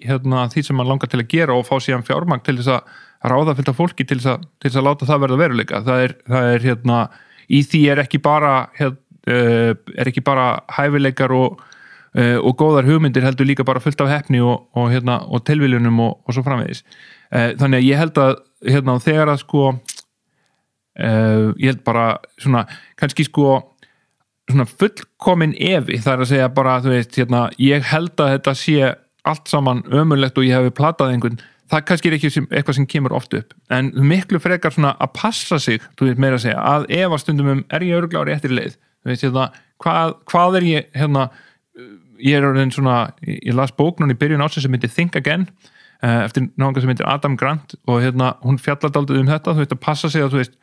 að svona æfa þann vöðva að bara hugsa aðeins aftur, eitthvað svona sem maður er alveg harðákveðin í bara, ok, á hverju byggi ég þær forsendum mínar og þú veist, hvernig get ég haft rangt fyrir mér, þannig að við ég kannast alveg við þá tilfinningu og núna er ég svona miklu meira meðvitað ég að stíga inn í þá tilfinningu bara,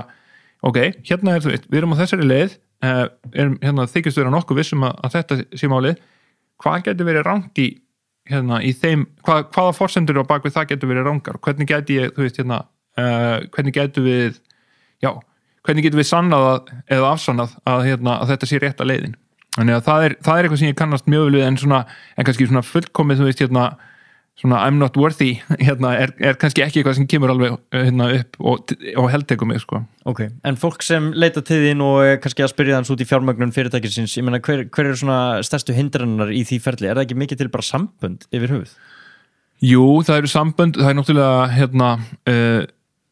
sko, það eru nokkrir hlutir. Sambönd hjálpa alveg klárlega. Ég held hins vegar sko allavega eins og árferðið hefur verið síðustu 4-5 árin að þá er gott teymi með góða hugmynd sem að getur komið henni skýrt frá sér, það á að finna leið til þess að fá fjármagn í það sem er að gera. Hins vegar eru nokkrir hlutir sem að þarf að hafa í huga. Það er ekki þannig að sko það er engin með svo gott teymi og svo góða hugmynd að það séu einu sinni teljandi líkur á því að fyrsti fjárfestin sem þú talar við segir bara já og láta þið hafa pening og það er bara búið. Þetta er svona eins og sölustarf, þú þarft að tala þú þarft að átta þig á hverjir eru mögulegi kaupendur. Þeir eru ekki bara, þú veist, einhver einn ríkur frændi eða þú veist, eða 2 sjóðir á Íslandi eða eitthvað svoleiðis, þú veist, það þarf að kasta netinu miklu breiðar og hvert einasta samtal þar sem þú ert að tala við einhvern mun að horfa á það sko, það muni öllum líkindum enda í vonbrigðum, en þannig að þú skalt fara inn í það með það markmiði að læra af því og hvernig þú getur þá orðið betri í næsta samtali og eftir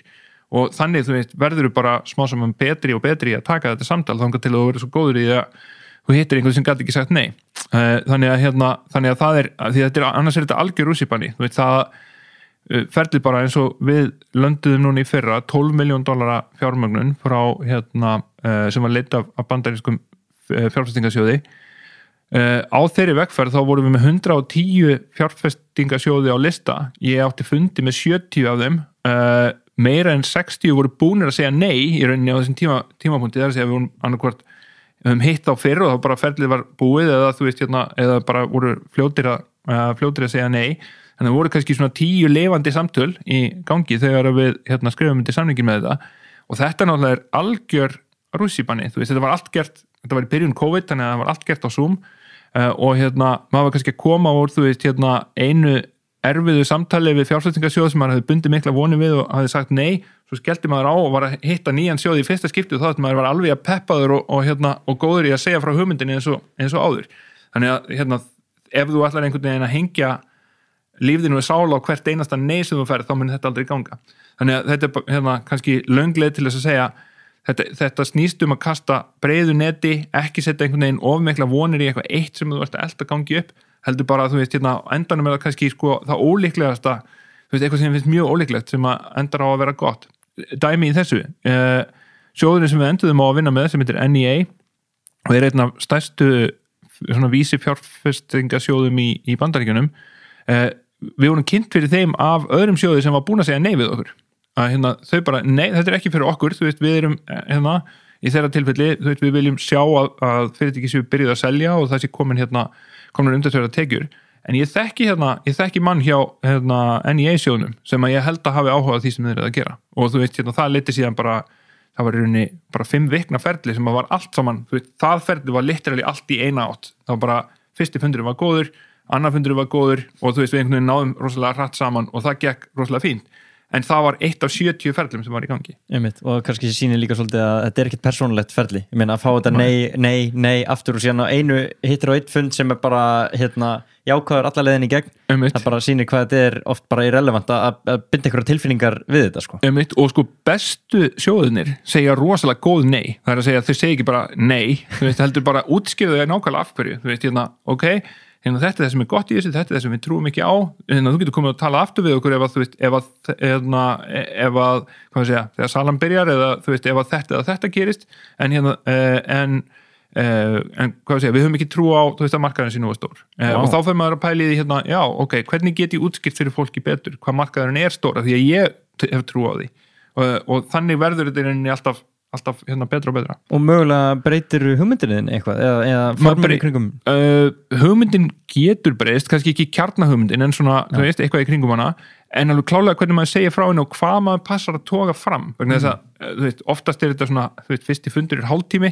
þú kemst ekki yfir að segja frá öllu en hvað er það sem ég þarf alveg örugglega að passa að, þú veist, koma á framfæri á þessum hálftíma, sko. Ok. Þetta og líka gaman að þú sért komin í þetta ferli, svona talandi hvað að þú sért svona feimina eðlisfari að bara að það liggi allt undir þarna í þessum skrefum. Já, mér algjörlega, það liggur allt undir og þú veist þetta er samt ekki sko, ég myndi ekki segja þannig að þú veist, þetta er ekki, allavega ekki lengur eitthvað sérlega stressandi sko, heldur þetta bara, þú veist, maður er, já, þú veist, eins og þarna ég held sko að þú veist þegar maður tekur 60.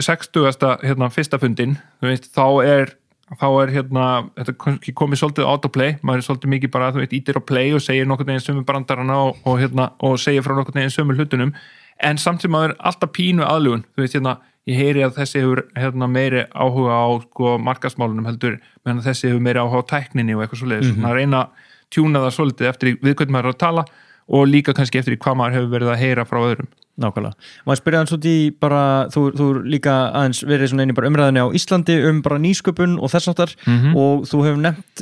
háskólaumhverfið. Já. Og bara skólaumhverfið og menntakerfið í því samengi. Ég meina, nú nýttið þú þér það ekki en ert samt mjög farsæll í því sem þú ert að gera. Hvað finnst þér, bara svona hver er þín skoðun í tengslu við nýsköpun og skólaumhverfinu á Íslandi? Sko, eins og ég sagði í byrjun þá held ég að ég hefði alveg grætt á því að fara í gegnum háskóla og er bara efast ekki það, ég hef lært fullt af hlutum þar sem ég kann ekki í dag. Það er háskóla umhverfið og bara, þú veist, skóla umhverfið í heild sinni er náttúrulega gríðarlega mikilvægt í það bara, þú veist, búa til þá þekkingu sem að þarf til þess að geta unnið áfram nýsköpun og hvaða sviði sem er og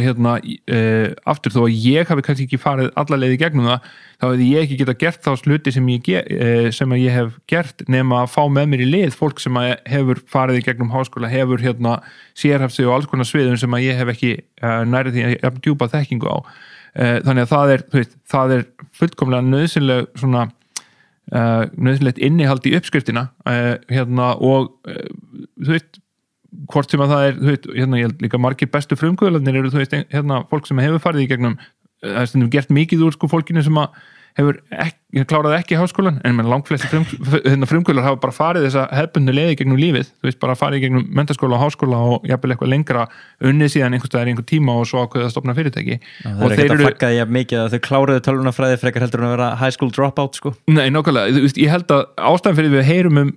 hina er að þeir eru undantekningin, það er bara alveg eins og þegar þú hlustar á fréttirnar, ástæðan fyrir því að eitthvað er í fréttunum er að það er undantekning ekki ef það er regla, sko.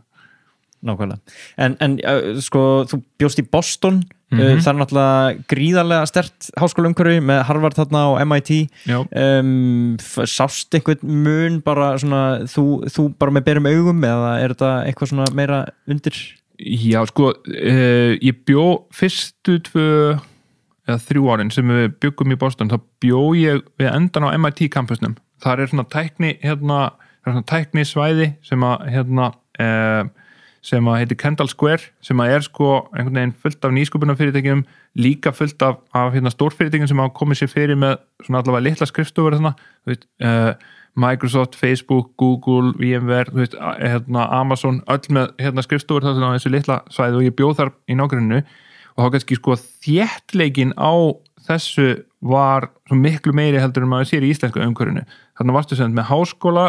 svæði annars vegar og síðan þú veist öll þessi nýsköpunarfyrirtæki og hátæknifyrirtæki og ef maður stegin á kaffihús, bara þú veist í röðin á kaffihús, þá voru allar umræðunar það var verið að ráða mann á þessu borði, stofna fyrirtæki á þessu borði, reyna fjármagna á þessu borði og þú veist bara þéttleikinn á þessu var einhvern veginn þannig og bara einhvern veginn svona orkan í loftinu var einhvern veginn þannig að hún algjörlega smitandi sko. Þetta umhverfi eigum við ekki og þú veist, gætum kannski ekki einu sinni almennilega eignast á Íslandi en á móti og bara svo að við brúum þetta yfir í það. Ég bjó samt í Boston þegar ég ákvaða að stofna Grid en ég ákvaða að flytja til Íslands til þess að gera það og það var út af því að og minna Boston á sko flestum listum yfir topp 10 borgir til að stofna nýsköpunarfyrirtæki og ég hef ekki ennþá séð Reykjavík á neinum svoleiðis lista en ástæðan var að fyrir mig þá vissi ég eins og ég var að tala áðan svona nokkurn veginn í axlirnar á hverjum ég geti pikkað til þess að fá í þetta upphafsteimi sem svo mikilvægt meðan að þarna úti þá var ég búin að kynnast alls konar fólki ég var alveg bara vegna þess að maður er aðeins eldri og kannski var að vinna í sko einhverjum svona stjórnenda og millistundastöðum fólki sem ég hef kynst í Boston var ekki endilega fólki sem hefði sko smíðað hugbúnaðinn, þú veist, gert fyrstu línutnar í hugbúnaðinum heldur kannski frekar einmitt fólki sem kemur síðan setna því að fjármagna það, sem var síðan raunin, þú veist, einhverjur af þeim sem ég kynntist þarna úti hafa síðan verið fjárfestar í Grid, einhverjur þeirra munu kannski koma að vegferðinni setna þegar við förum að setja upp söluskrifstofur og svo framvegis, en þessi upphafshópur, þá bara þar komum við inn á það að bara þetta er svona litla íslenska samfélag þar sem allir þekki alla og maður hefur unnið með fólki áður og það kannski líka er ekki sko það er ekki 500 spennandi nýsköpunarfyrirtæki til að vinna hjá eða 1000 eins og í Boston heldur eru þau kannski 5 eða 10 að það er bara fólk sem laðast að þannig það er bara ekki eins mikið samkeppni það í rauninni Einmitt. Bara þú sem bara svona undir lokin til að skipta algjörlega gír þú ert bara tækni áhuga maður og greinlega búin að setja þig vel inn í bara alla tækni, menna þú ert að skrifa þú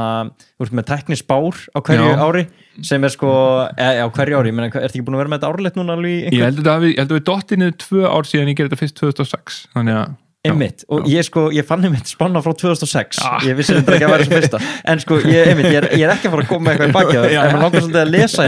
þú segir sko, Google, Yahoo, TiVo, Netflix, MSN og Apple munu öll stórbæta eða koma fram með nýjar myndveitur og sjónvarpsþjónustur jafnframt munu koma fram nýjar og áhugavera myndveitur sem byggja á peer-to-peer lausnum löglega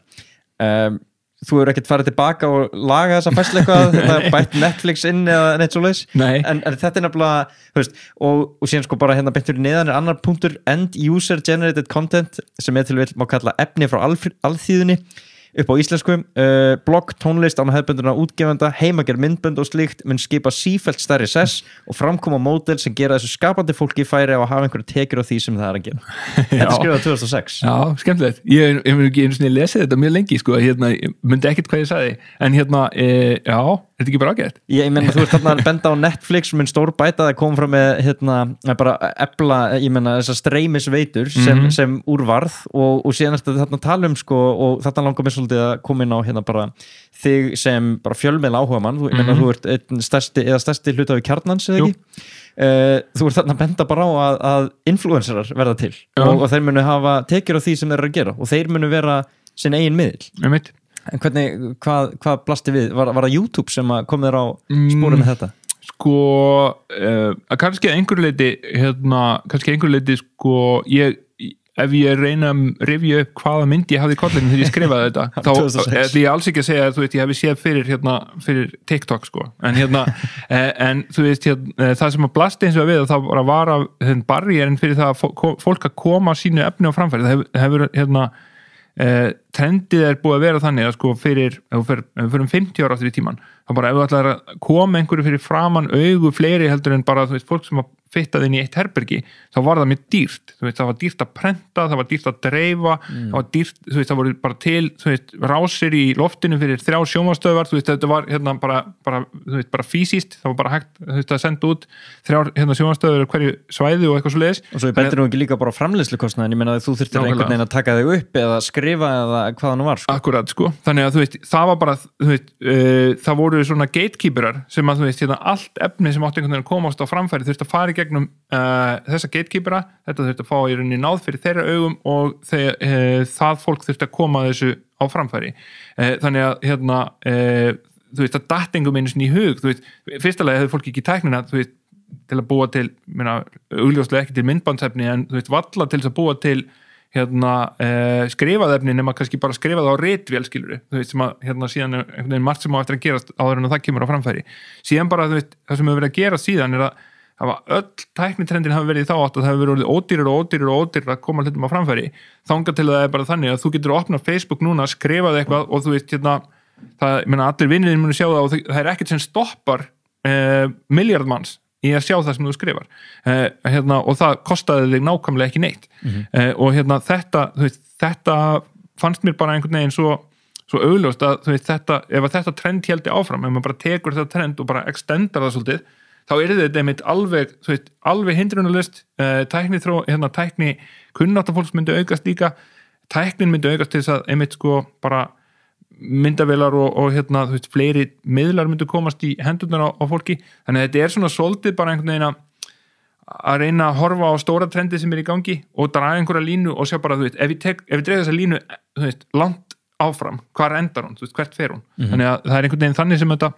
þetta kemur. Hvað finnst þér bara þess að hver og einn einstaklingur sé sinn eigin fjölmiðl og þetta sé að stefni þá átt, ég meina, það er náttúrulega hræðilegt að það séu svona voldýr gatekeeperar, getur náttúrulega líka bara verið frábært, ég meina, fólk þurfti á þeim að halda og ef það er langað að taka eitthvað upp þá þurfti að komast í rándýrar myndavélar og svoleiðis og það var ekkert með labbandum með þetta í vasanum, en þetta var ekkert hræðilegt að öllu leyti, ég meina, fólk fekk ýmist séns og þó svo sé kannski ekki fréttir en svoleiðis þá kom líka bara, ég meina, grínistar og svona alls konar góðir hlutir út úr þessu. Það er ekki allir bara að reyna að koma með hagsmunafréttir fyrir framan augu fólks en núna er kannski svona vandamál orðið það að þú þarft að kunna síja út sjálfur, menn að það bara birtist allt fyrir fram að þig og kannski ekki allt, þú veist, Facebook og þessi stóru tæknifyrirtæki hafa ennþá algoritmann í sínum höndum en þetta er orðið kannski svona krafa líka á neytandan að kunna síja út. Já, sko ég er bara frekar harður á því að heilt yfir, þá er þetta mjög gott trend, þú veist, það er frábært að komast á þann stað að þú veist, það getur hver sem er verið að búa til efni komið að framfæri sínum hugmyndum og í rauninni kannski spila á jafningagrundvelli líka bara nokkurn veginn sama hvar fólk er í heiminum, þú veist, það er ekki komið þangað en það er svona, þú veist, það er að jafnast mjög hratt út, þannig að það er bara frábært. Hins vegar er það þannig að það er ekki lengur þannig að, þú veist, Bogi Ágústsson segir okkur bara hvað er í fréttunum og þó að hann hafi kannski, þú veist, og íslenski filmar hafi ekki endilega farið þangað að sko segja fólki jafnvel hvaða skoðun þau átt að hafa á þeim, þá er það, þú veist, þannig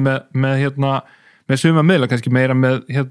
dagblöð og eitthvað sliðis, þau sögðu okkur frétnir og svo sögðu okkur bara svolítið hvað okkur þetta finnast það og það var bara það sem okkur fannst ef við lásum Morgunblaðið eða Tímann eða þú veist hvað það var sem við lásum, þá bara þetta er fréttin, þetta er það sem okkur á finnast, þetta er skoðunin sem við höfum. Það er rosalega einfalt líf, það er rosalega þægilegt, en ég held að það sé mjög gott að það er ekki þannig. Það eins og það setur sko kröfuna á okkur að, þú veist, kunna að lesa úr, kunna, þú veist, merkinum eitthvað sem er augljóslega einhver vitleysa eða þú veist, finna einhver prinsip, þú veist, hvað þarf eitthvað að uppfylla til þess að ég ætla að trúa því, hvað þarf eitthvað að uppfylla til þess að ég ætla að, þú veist, elta það trendið að trúa þessum frekar en hinum og svo framvegis og það er vinna, það er þá vinna sem er unni búið að taka af gatekeeperunum og setja á okkur í staðinn og það er held ég svolítið það sem við erum að upplifa, við erum síðan ekkert þjálfuð í þessu, við erum ekkert góð í þessu en alveg eins og, þú veist, að einhver leiti, það er kannski svolítið cheap að segja það, en þú veist, að einhver leiti þá held ég hef engar áhyggjur af því að þetta vandamál leysist ekki. Ég veit ekki nákvæmlega hvernig það leysist, en bara öll ný tækni sem hefur komið með nýjum vandamálum og svo framvegis, hefur, við höfum alveg fundið leiðir til þess að díla við það. Og þarna þá liggur þetta sennilega í því, sko, annars vegar bara, ég hef til dæmis engar áhyggjur, eða miklu minni áhyggjur af kynslóð svona minn sem er að vera 10 ára í sumar að þau verði ekki bara nógu upplýsing og tækni læs til þess að bara kunna á þennan heim. Þú veist, þetta er við sem svona einhvern veginn verið að kippa aðeins undan okkur fótunum, þú veist, kunnáttan eða þekkinginu það hvernig maður nálgast heiminn sem virkaði fyrir 20, 30, 40 árum, hún er ekki lengur besta leiðin til að díla við þetta og það er svona líður okkur illa. Þannig að einhvers konar bland af meiri þekkingu, bara hvernig við dílum við þetta, meiri tækni líka, þú veist, ég held að þú ert örugglega of ungur til að muna eftir því að tölvupóstur var einu sinni þannig að hann var eiginlega ónótæfur vegna þess að 9 af 10 póstum sem þú férst var bara spam og þú veitir einhvern veginn að fara í gegnum þá alla og þú veist eyða þeim út og þú veist finna þessu örfáu pósta sem skiptu máli. Núna bara, þú veist, það er til undantekning að maður, ef einhvern veginn einhver póstur sem er bara, þú veist, að reyna að selja þér Viagra-pillur eða eitthvað kemur upp í pósthólfið, það bara gerist ekki út af því að það er búið að búa til einhverja tækni sem síar það út. Ég held til dæmis að eitt af því sem er ekkit ólíklegt að gerist er bara ef þú farið einhverja vitleysu fyrir fram að því Facebook þá bara stendur við hliðina því, þetta er sennilega vitleysa, þú veist, passaðu þig. Já, það er komið svolítið núna, bara eftir Trump og núna í tengslu við COVID, það sem er svona svolítið viðkvæmt hvað fólk er að segja. Akkurat. Þá er byrjað að merkja svolítið við það. Einmitt, og já, þú veist, aftur eru þau kannski svolítið að, þú veist, þar með komin einhver gatekeeper, en það er samt alveg sama, þú veist, við þurfum bara að halda þeim, halda þeim við efnið, alveg eins og við þurftum að halda efnisveitunum í gamla daga og hingað til hef ég ekki séð þú veist, þau stíga mikið af feilspórum þannig að þú veist, neikvæða umræðan sem að sérum þetta er meira hvað gæti gerst ef heldur en endilega að þú veist, það hafi einhvern veginn verið stíið yfir einhver strik, þú veist, en maður ég veit ekki, það eru einhverja skoðanir involved í því, en þú veist, það að stoppa einhverjar augljóslega rangar conspiracy kenningar, þú veist, frá QAnon það er ekkit umdeilanlegt það má alveg segja allum heiminum að þetta sé vitleysa Einmitt. En út af að tala sonin sem er að vera 10 ára leifur hann að nota samfélagsmiðla? Hann er ekki komið þangað, nei hann er ekki í nefnum samskiptameðlum. Ok, en hvað með þá bara þessa hugmyndum að, ég meina, að tæknilæsi eykst og maður verður betri í að síja út en maður er bara fyrir framan skjáin allan tíman og maður getur ekki hægt og þau eru búin að mastera leikjafræðina og geta bara haldið fólki inn í símanum bara meiri hluta dagsins. Já, ég tek alveg undir það að þú veit, það væri ekki æskilegt. Hins vegar þá, er ég stundum að hugsa það, við sjáum kannski mynd af einhverjum krakka sem er á kaffihúsi og er niðursokkin í símann sinn og þú veit, við horfum að, þú veist, hvað þessi tækir eru búin að skemma heiminn, þú veist, akkur eru þau ekki að njóta það sem er að gerast á kaffihúsinu eða þú veist, út að leika sér eða eitthvað. En þau eru hins vegar að njóta miklu meira af heiminum, þau geta í gegnum þetta tæki. Þú veist, kannski, þú veist, tökum ekki 10 ára, tökum bara einhvern ungling, þau getur verið að tala við fólk hvar sem er í heiminum. Ég kann það ekki þegar ég var unglingur. Þau geta verið að leika við vini sína þó að vininni séu hver á sínum stað. Það var ekki hægt, þú veist, á þeim tíma nema bara við værum nógu nálægt að við getum labbað og hist og svo framvegis. Þannig að ég held að við innblínum svolítið mikið á, þú veist, að þetta sé einhvern veginn neikvætt vegna þess að við erum að horfa á skjáin. Það sem skiptir máli er hvað er það sem við erum að nota tækið í vegna þess að í rauninni er þetta, þú veist, þetta tæki getur opnað heiminn alveg svakalega mikið fyrir okkur en við einhvern veginn horfum á það sem að, þú veist, að það sé jafngilt að vera að, þú veist, ég veit ekki hvað ég var að nefna, þú veist, spila Angry Birds á símanum og að vera að lesa sér til kjarneðlisfræði, þú veist, það er bara það sem skiptir máli er í hvað ertu að nota tækið en ekki endilega þú sért í tækinu og svo náttúrulega þarf fólk að fara út að hreyfa sig og hlusta á fuglasöng og draga sér gott loft líka Einmitt, þannig að það var kannski líka svona vott af góðu uppeldi til þess að hjálpa fólki að díla við þessa tækni á saman tíma. Já, algjörlega, og aftur þetta er bara þú veist, fólk sem að kynnist kynslóðir sem kynnast einhverju í fyrsta skipti er kannski pínu erfitt með það og svo næsta kynslóð eftir þetta er bara sjálfsagður hlutur og bara við kunnum að díla við það eins og hvað annað. En það er samt ekki líka að setja eitthvað regluverk á tæknirisana, ég meina bara eins og hvernig, þú veist, þetta er líka, það er alveg vottur af hlutum til þess að hafa áhyggjur af bara eins og að sjá hversu mikill tími fer bara í samfélagsmiðl og að maður byrja að tala bara andlega heilsu og samanburð og allt þetta og ég veit alveg að sko, þú veist, hverjum er þetta að kenna, er ekki hægt að setja þessi Instagram að kenna, þú veist, krakkiðin er með síma og þú veist, er það ekki líka bara frábært og þú ert að benda mjög jákvæða punta þarna, en það þarf svona En skeggjað og alla pælingar það að sleppa bara öllum lausum og maður finnur út úr þessu, þá getur Facebook, þá það náttúrulega bara gróða drifið. Já, algjörlega, og þú veist ég er með að passa með að draga fram sko jákvæðu punktina því að það miklu algengar að tala hérna. Þetta alveg 100% rétt hjá þér að það þarf náttúrulega, það þarf eitthvað aðhald og það þarf einhverjar reglur í kringum hlutina og og þú veist, það heyrir kannski svolítið upp á, þú veist, auðvitað heyrir þau upp á hvern og einn en það heyrir líka svolítið bara upp á, þú veist, þau okkur sem kannski sjá að það einhver svona óæskileg trend í gangi að þú veist, passa upp á að bara leifa lagasetningu og þú veist, íta á það og svo framvegis, þannig að jú, það alveg það alveg eitthvað til þess að hafa áhyggjur af. Það sem ég hef einnig kannski mestar áhyggjur af þarna samt hvernig það sem mér finnst réttast að hafa áhyggjur af þarna alveg það sama og við vorum að tala áðan með fréttirnar. Við horfum á, þú veist, og það ekki nýtt vandamál, þú veist, ef við horfum á típiskan fréttatíma eða lest bara dagblaðið einhvern daginn og þú einhvern veginn, þú veist, flettir í gegnum það, þá þetta allt saman eitthvað sem sko, það ofbeldi, það eru skemmdarverk, það eru glæpir, þú veist, það allt neikvætt, eiginlega hver einasta frétt neikvætt. Þannig að myndin sem fólk fær af heiminum við að lesa fréttirnar að það sé alltaf fara til fjandans. Veist, að, það sé bara, það sé stríð allstaðar, það sé hungursneið allstaðar og það sé allt saman alveg glatað. Meðan að sannleikurinn sá að heimurinn hefur aldrei verið betri en hann núna. Vegna af þess að það sem kemur fram í fréttunum undantekningin en ekki reglan. Þannig að þetta svona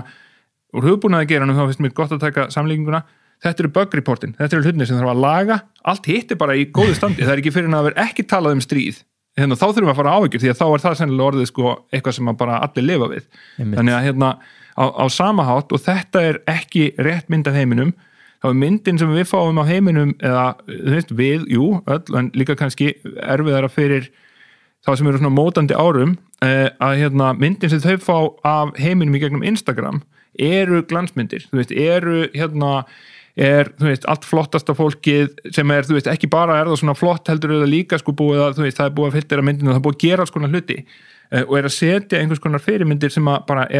ómögulegt að ná, ekki bara óeðlilegt að ætla sér að ná, heldur ómögulegt að ná og þar með skapar það hjá okkur einhverja vannmáttakend. Ég verði aldrei eins flottur eða flott eins og þetta fólk sem ég að sjá þegar í fyrsta lagi þetta glansmynda þeirra lífi og alvöru lífið þeirra ekki nærið svona glamurous og þú veist, á hinbóin búið að filtera út, þú veist, það flottasta og besta samt sem áður einhvern veginn í heiminum og okkur á að finnast að við þurfum að komast alltaf þangað, sem að bara ekki, það hefur aldrei verið þannig og verður aldrei þannig. Nei. Þú svolítið að tala hluti upp á bókinni Factfulness, eða ekki? Jú. Ég sé allan að mynda þér og hvað heitir Hans Rosling, eða ekki? Jú. Snerti þessi bók strengkjöður? Já, klálega. Ég mikill aðdáðandi Rosling, hann er svona einn af fáum sem ég myndi segja að væri hafi haft virkilega bara mótandi fyrirmynd fyrir mig og það ekki nærið því allir sem þekkja Hans Rosling, hann var sem sagt sænskur prófessor í lýðheilsu, eins spennandi og það nú hljómar, en heimsýnin hans gekk svolítið út af það að þú veist, við þyrftum að passa okkur að horfa einmitt ekki á þessar svona anekdótmyndir til þess að skilja hvað við raun og vera að gera í heiminum, þurftum að horfa bæði yfir lengri tíma. Veist, hvað það sem hefur breyst á heilum áratug eða hvað það sem, hvaða hlutir hvernig svona stóru trendin og þar benda allir hlutir, veist, jafnvel þó að við það eru alvarleg vandamál að núti, loftslagsvandinn og núna náttúrulega COVID og eitthvað svoleiðis sem við þurfum að taka á, en þú veist, heilt yfir þá bara það að vera manneskja í heiminum í dag bara eins og að vera kóngur fyrir 100 árum síðan og þú veist, þú þarft ekki að fara lengra aftur, þú veist, og þú fyrir lengra aftur þá bara lifði enginn jafn góðu lífi og meðal Íslendingur í dag. Einmitt. Og við bara fættumst inn í þetta og þekkjum ekki annað. Já. Og það kannski smá gallinn. Og þessi bók líka góð þegar hann byrjar á bara svona smá spurningalista og hann að fara yfir bara þú veist, ABC, hvað heldur þessi búið að gerast í þessum málum, þú veist, og síðan velum maður og kemur í ljós að þú veist, kosturinn sem í boði raunveruleikin eiginlega bara miklu betra en maður hefði haldið og þá hann að tala kannski svona stór mál eins og ungbarnadauði og fátækt og hungursneið og allt þetta sem þú nefndir að náðan. Og ég líka bara fundið fyrir, ég langar að spyrja út í að þú fórst í þetta ferðalag, ég veit ekki hvort þú ferðast mikið áður heiminn, en bara svona eins og koma til Asíu eða Afríku. Já. Þú veist, fordómarnir fordóma má kalla, bara ég hélt að hlutinni væri töluvert verri en þeir eru þarna í alvörinni þú veist, að bara koma þarna og sjá hvað fólk er glatt og bara hrest og það er ekki allir að bara deyja úr sárin sínum þarna, það bara komur á óvart og maður var svona smá bara svikin af því bara, herru, þetta er eina myndin sem ég hef séð ég hef ekki séð neitt annað en þetta fyrir en ég kom þarna sjálfur ég veit ekki hvert þú fórst en ég ferðast fyrir mikið Afríku, sunnan Sahara og komið um marga svona staði og auðvitað þú veist, það er mjög sár fátæk og það er alls konar hluti sem maður hefur ekki séð vegna þess að bara, þú veist, það sem að fólk lifir í einhverju ömurð en þú veist, en heilt yfir er þú veist, aftur, vindirna sem við sjáum er af því versta en ekki, þú veist, alls ekki á meðaltalinu og alveg langt frá því af því besta þú tekur borgarmynd af Luanda, höfuðborg Angola þú myndir ekki þekkja, þú veist, myndtekna í miðbænum þar frá mynd sem er tekin í miðbæði í, þú veist, einhverju borg á Spáni bara, það er fullt af þetta er bara, þú veist, nýtískuleg borg með öllu sem við þekkjum og líka bara framþróunin er svo rosalega hröð, ég kom til Kenya 2006 og ég man að, þú veist, þá vorum við einhvern smá tíma í Nairobi sem er höfuðborgin og það koma meira að segja þá koma óvart bara, þú veist, miklu meiri infrastruktúr og svo leiðis heldur maður þekkti en samt, þú veist, áberandi miklu fátækara heldur en það sem maður þekkti að heiman koma anga síðan aftur 2018 í þessu ferðalegi okkar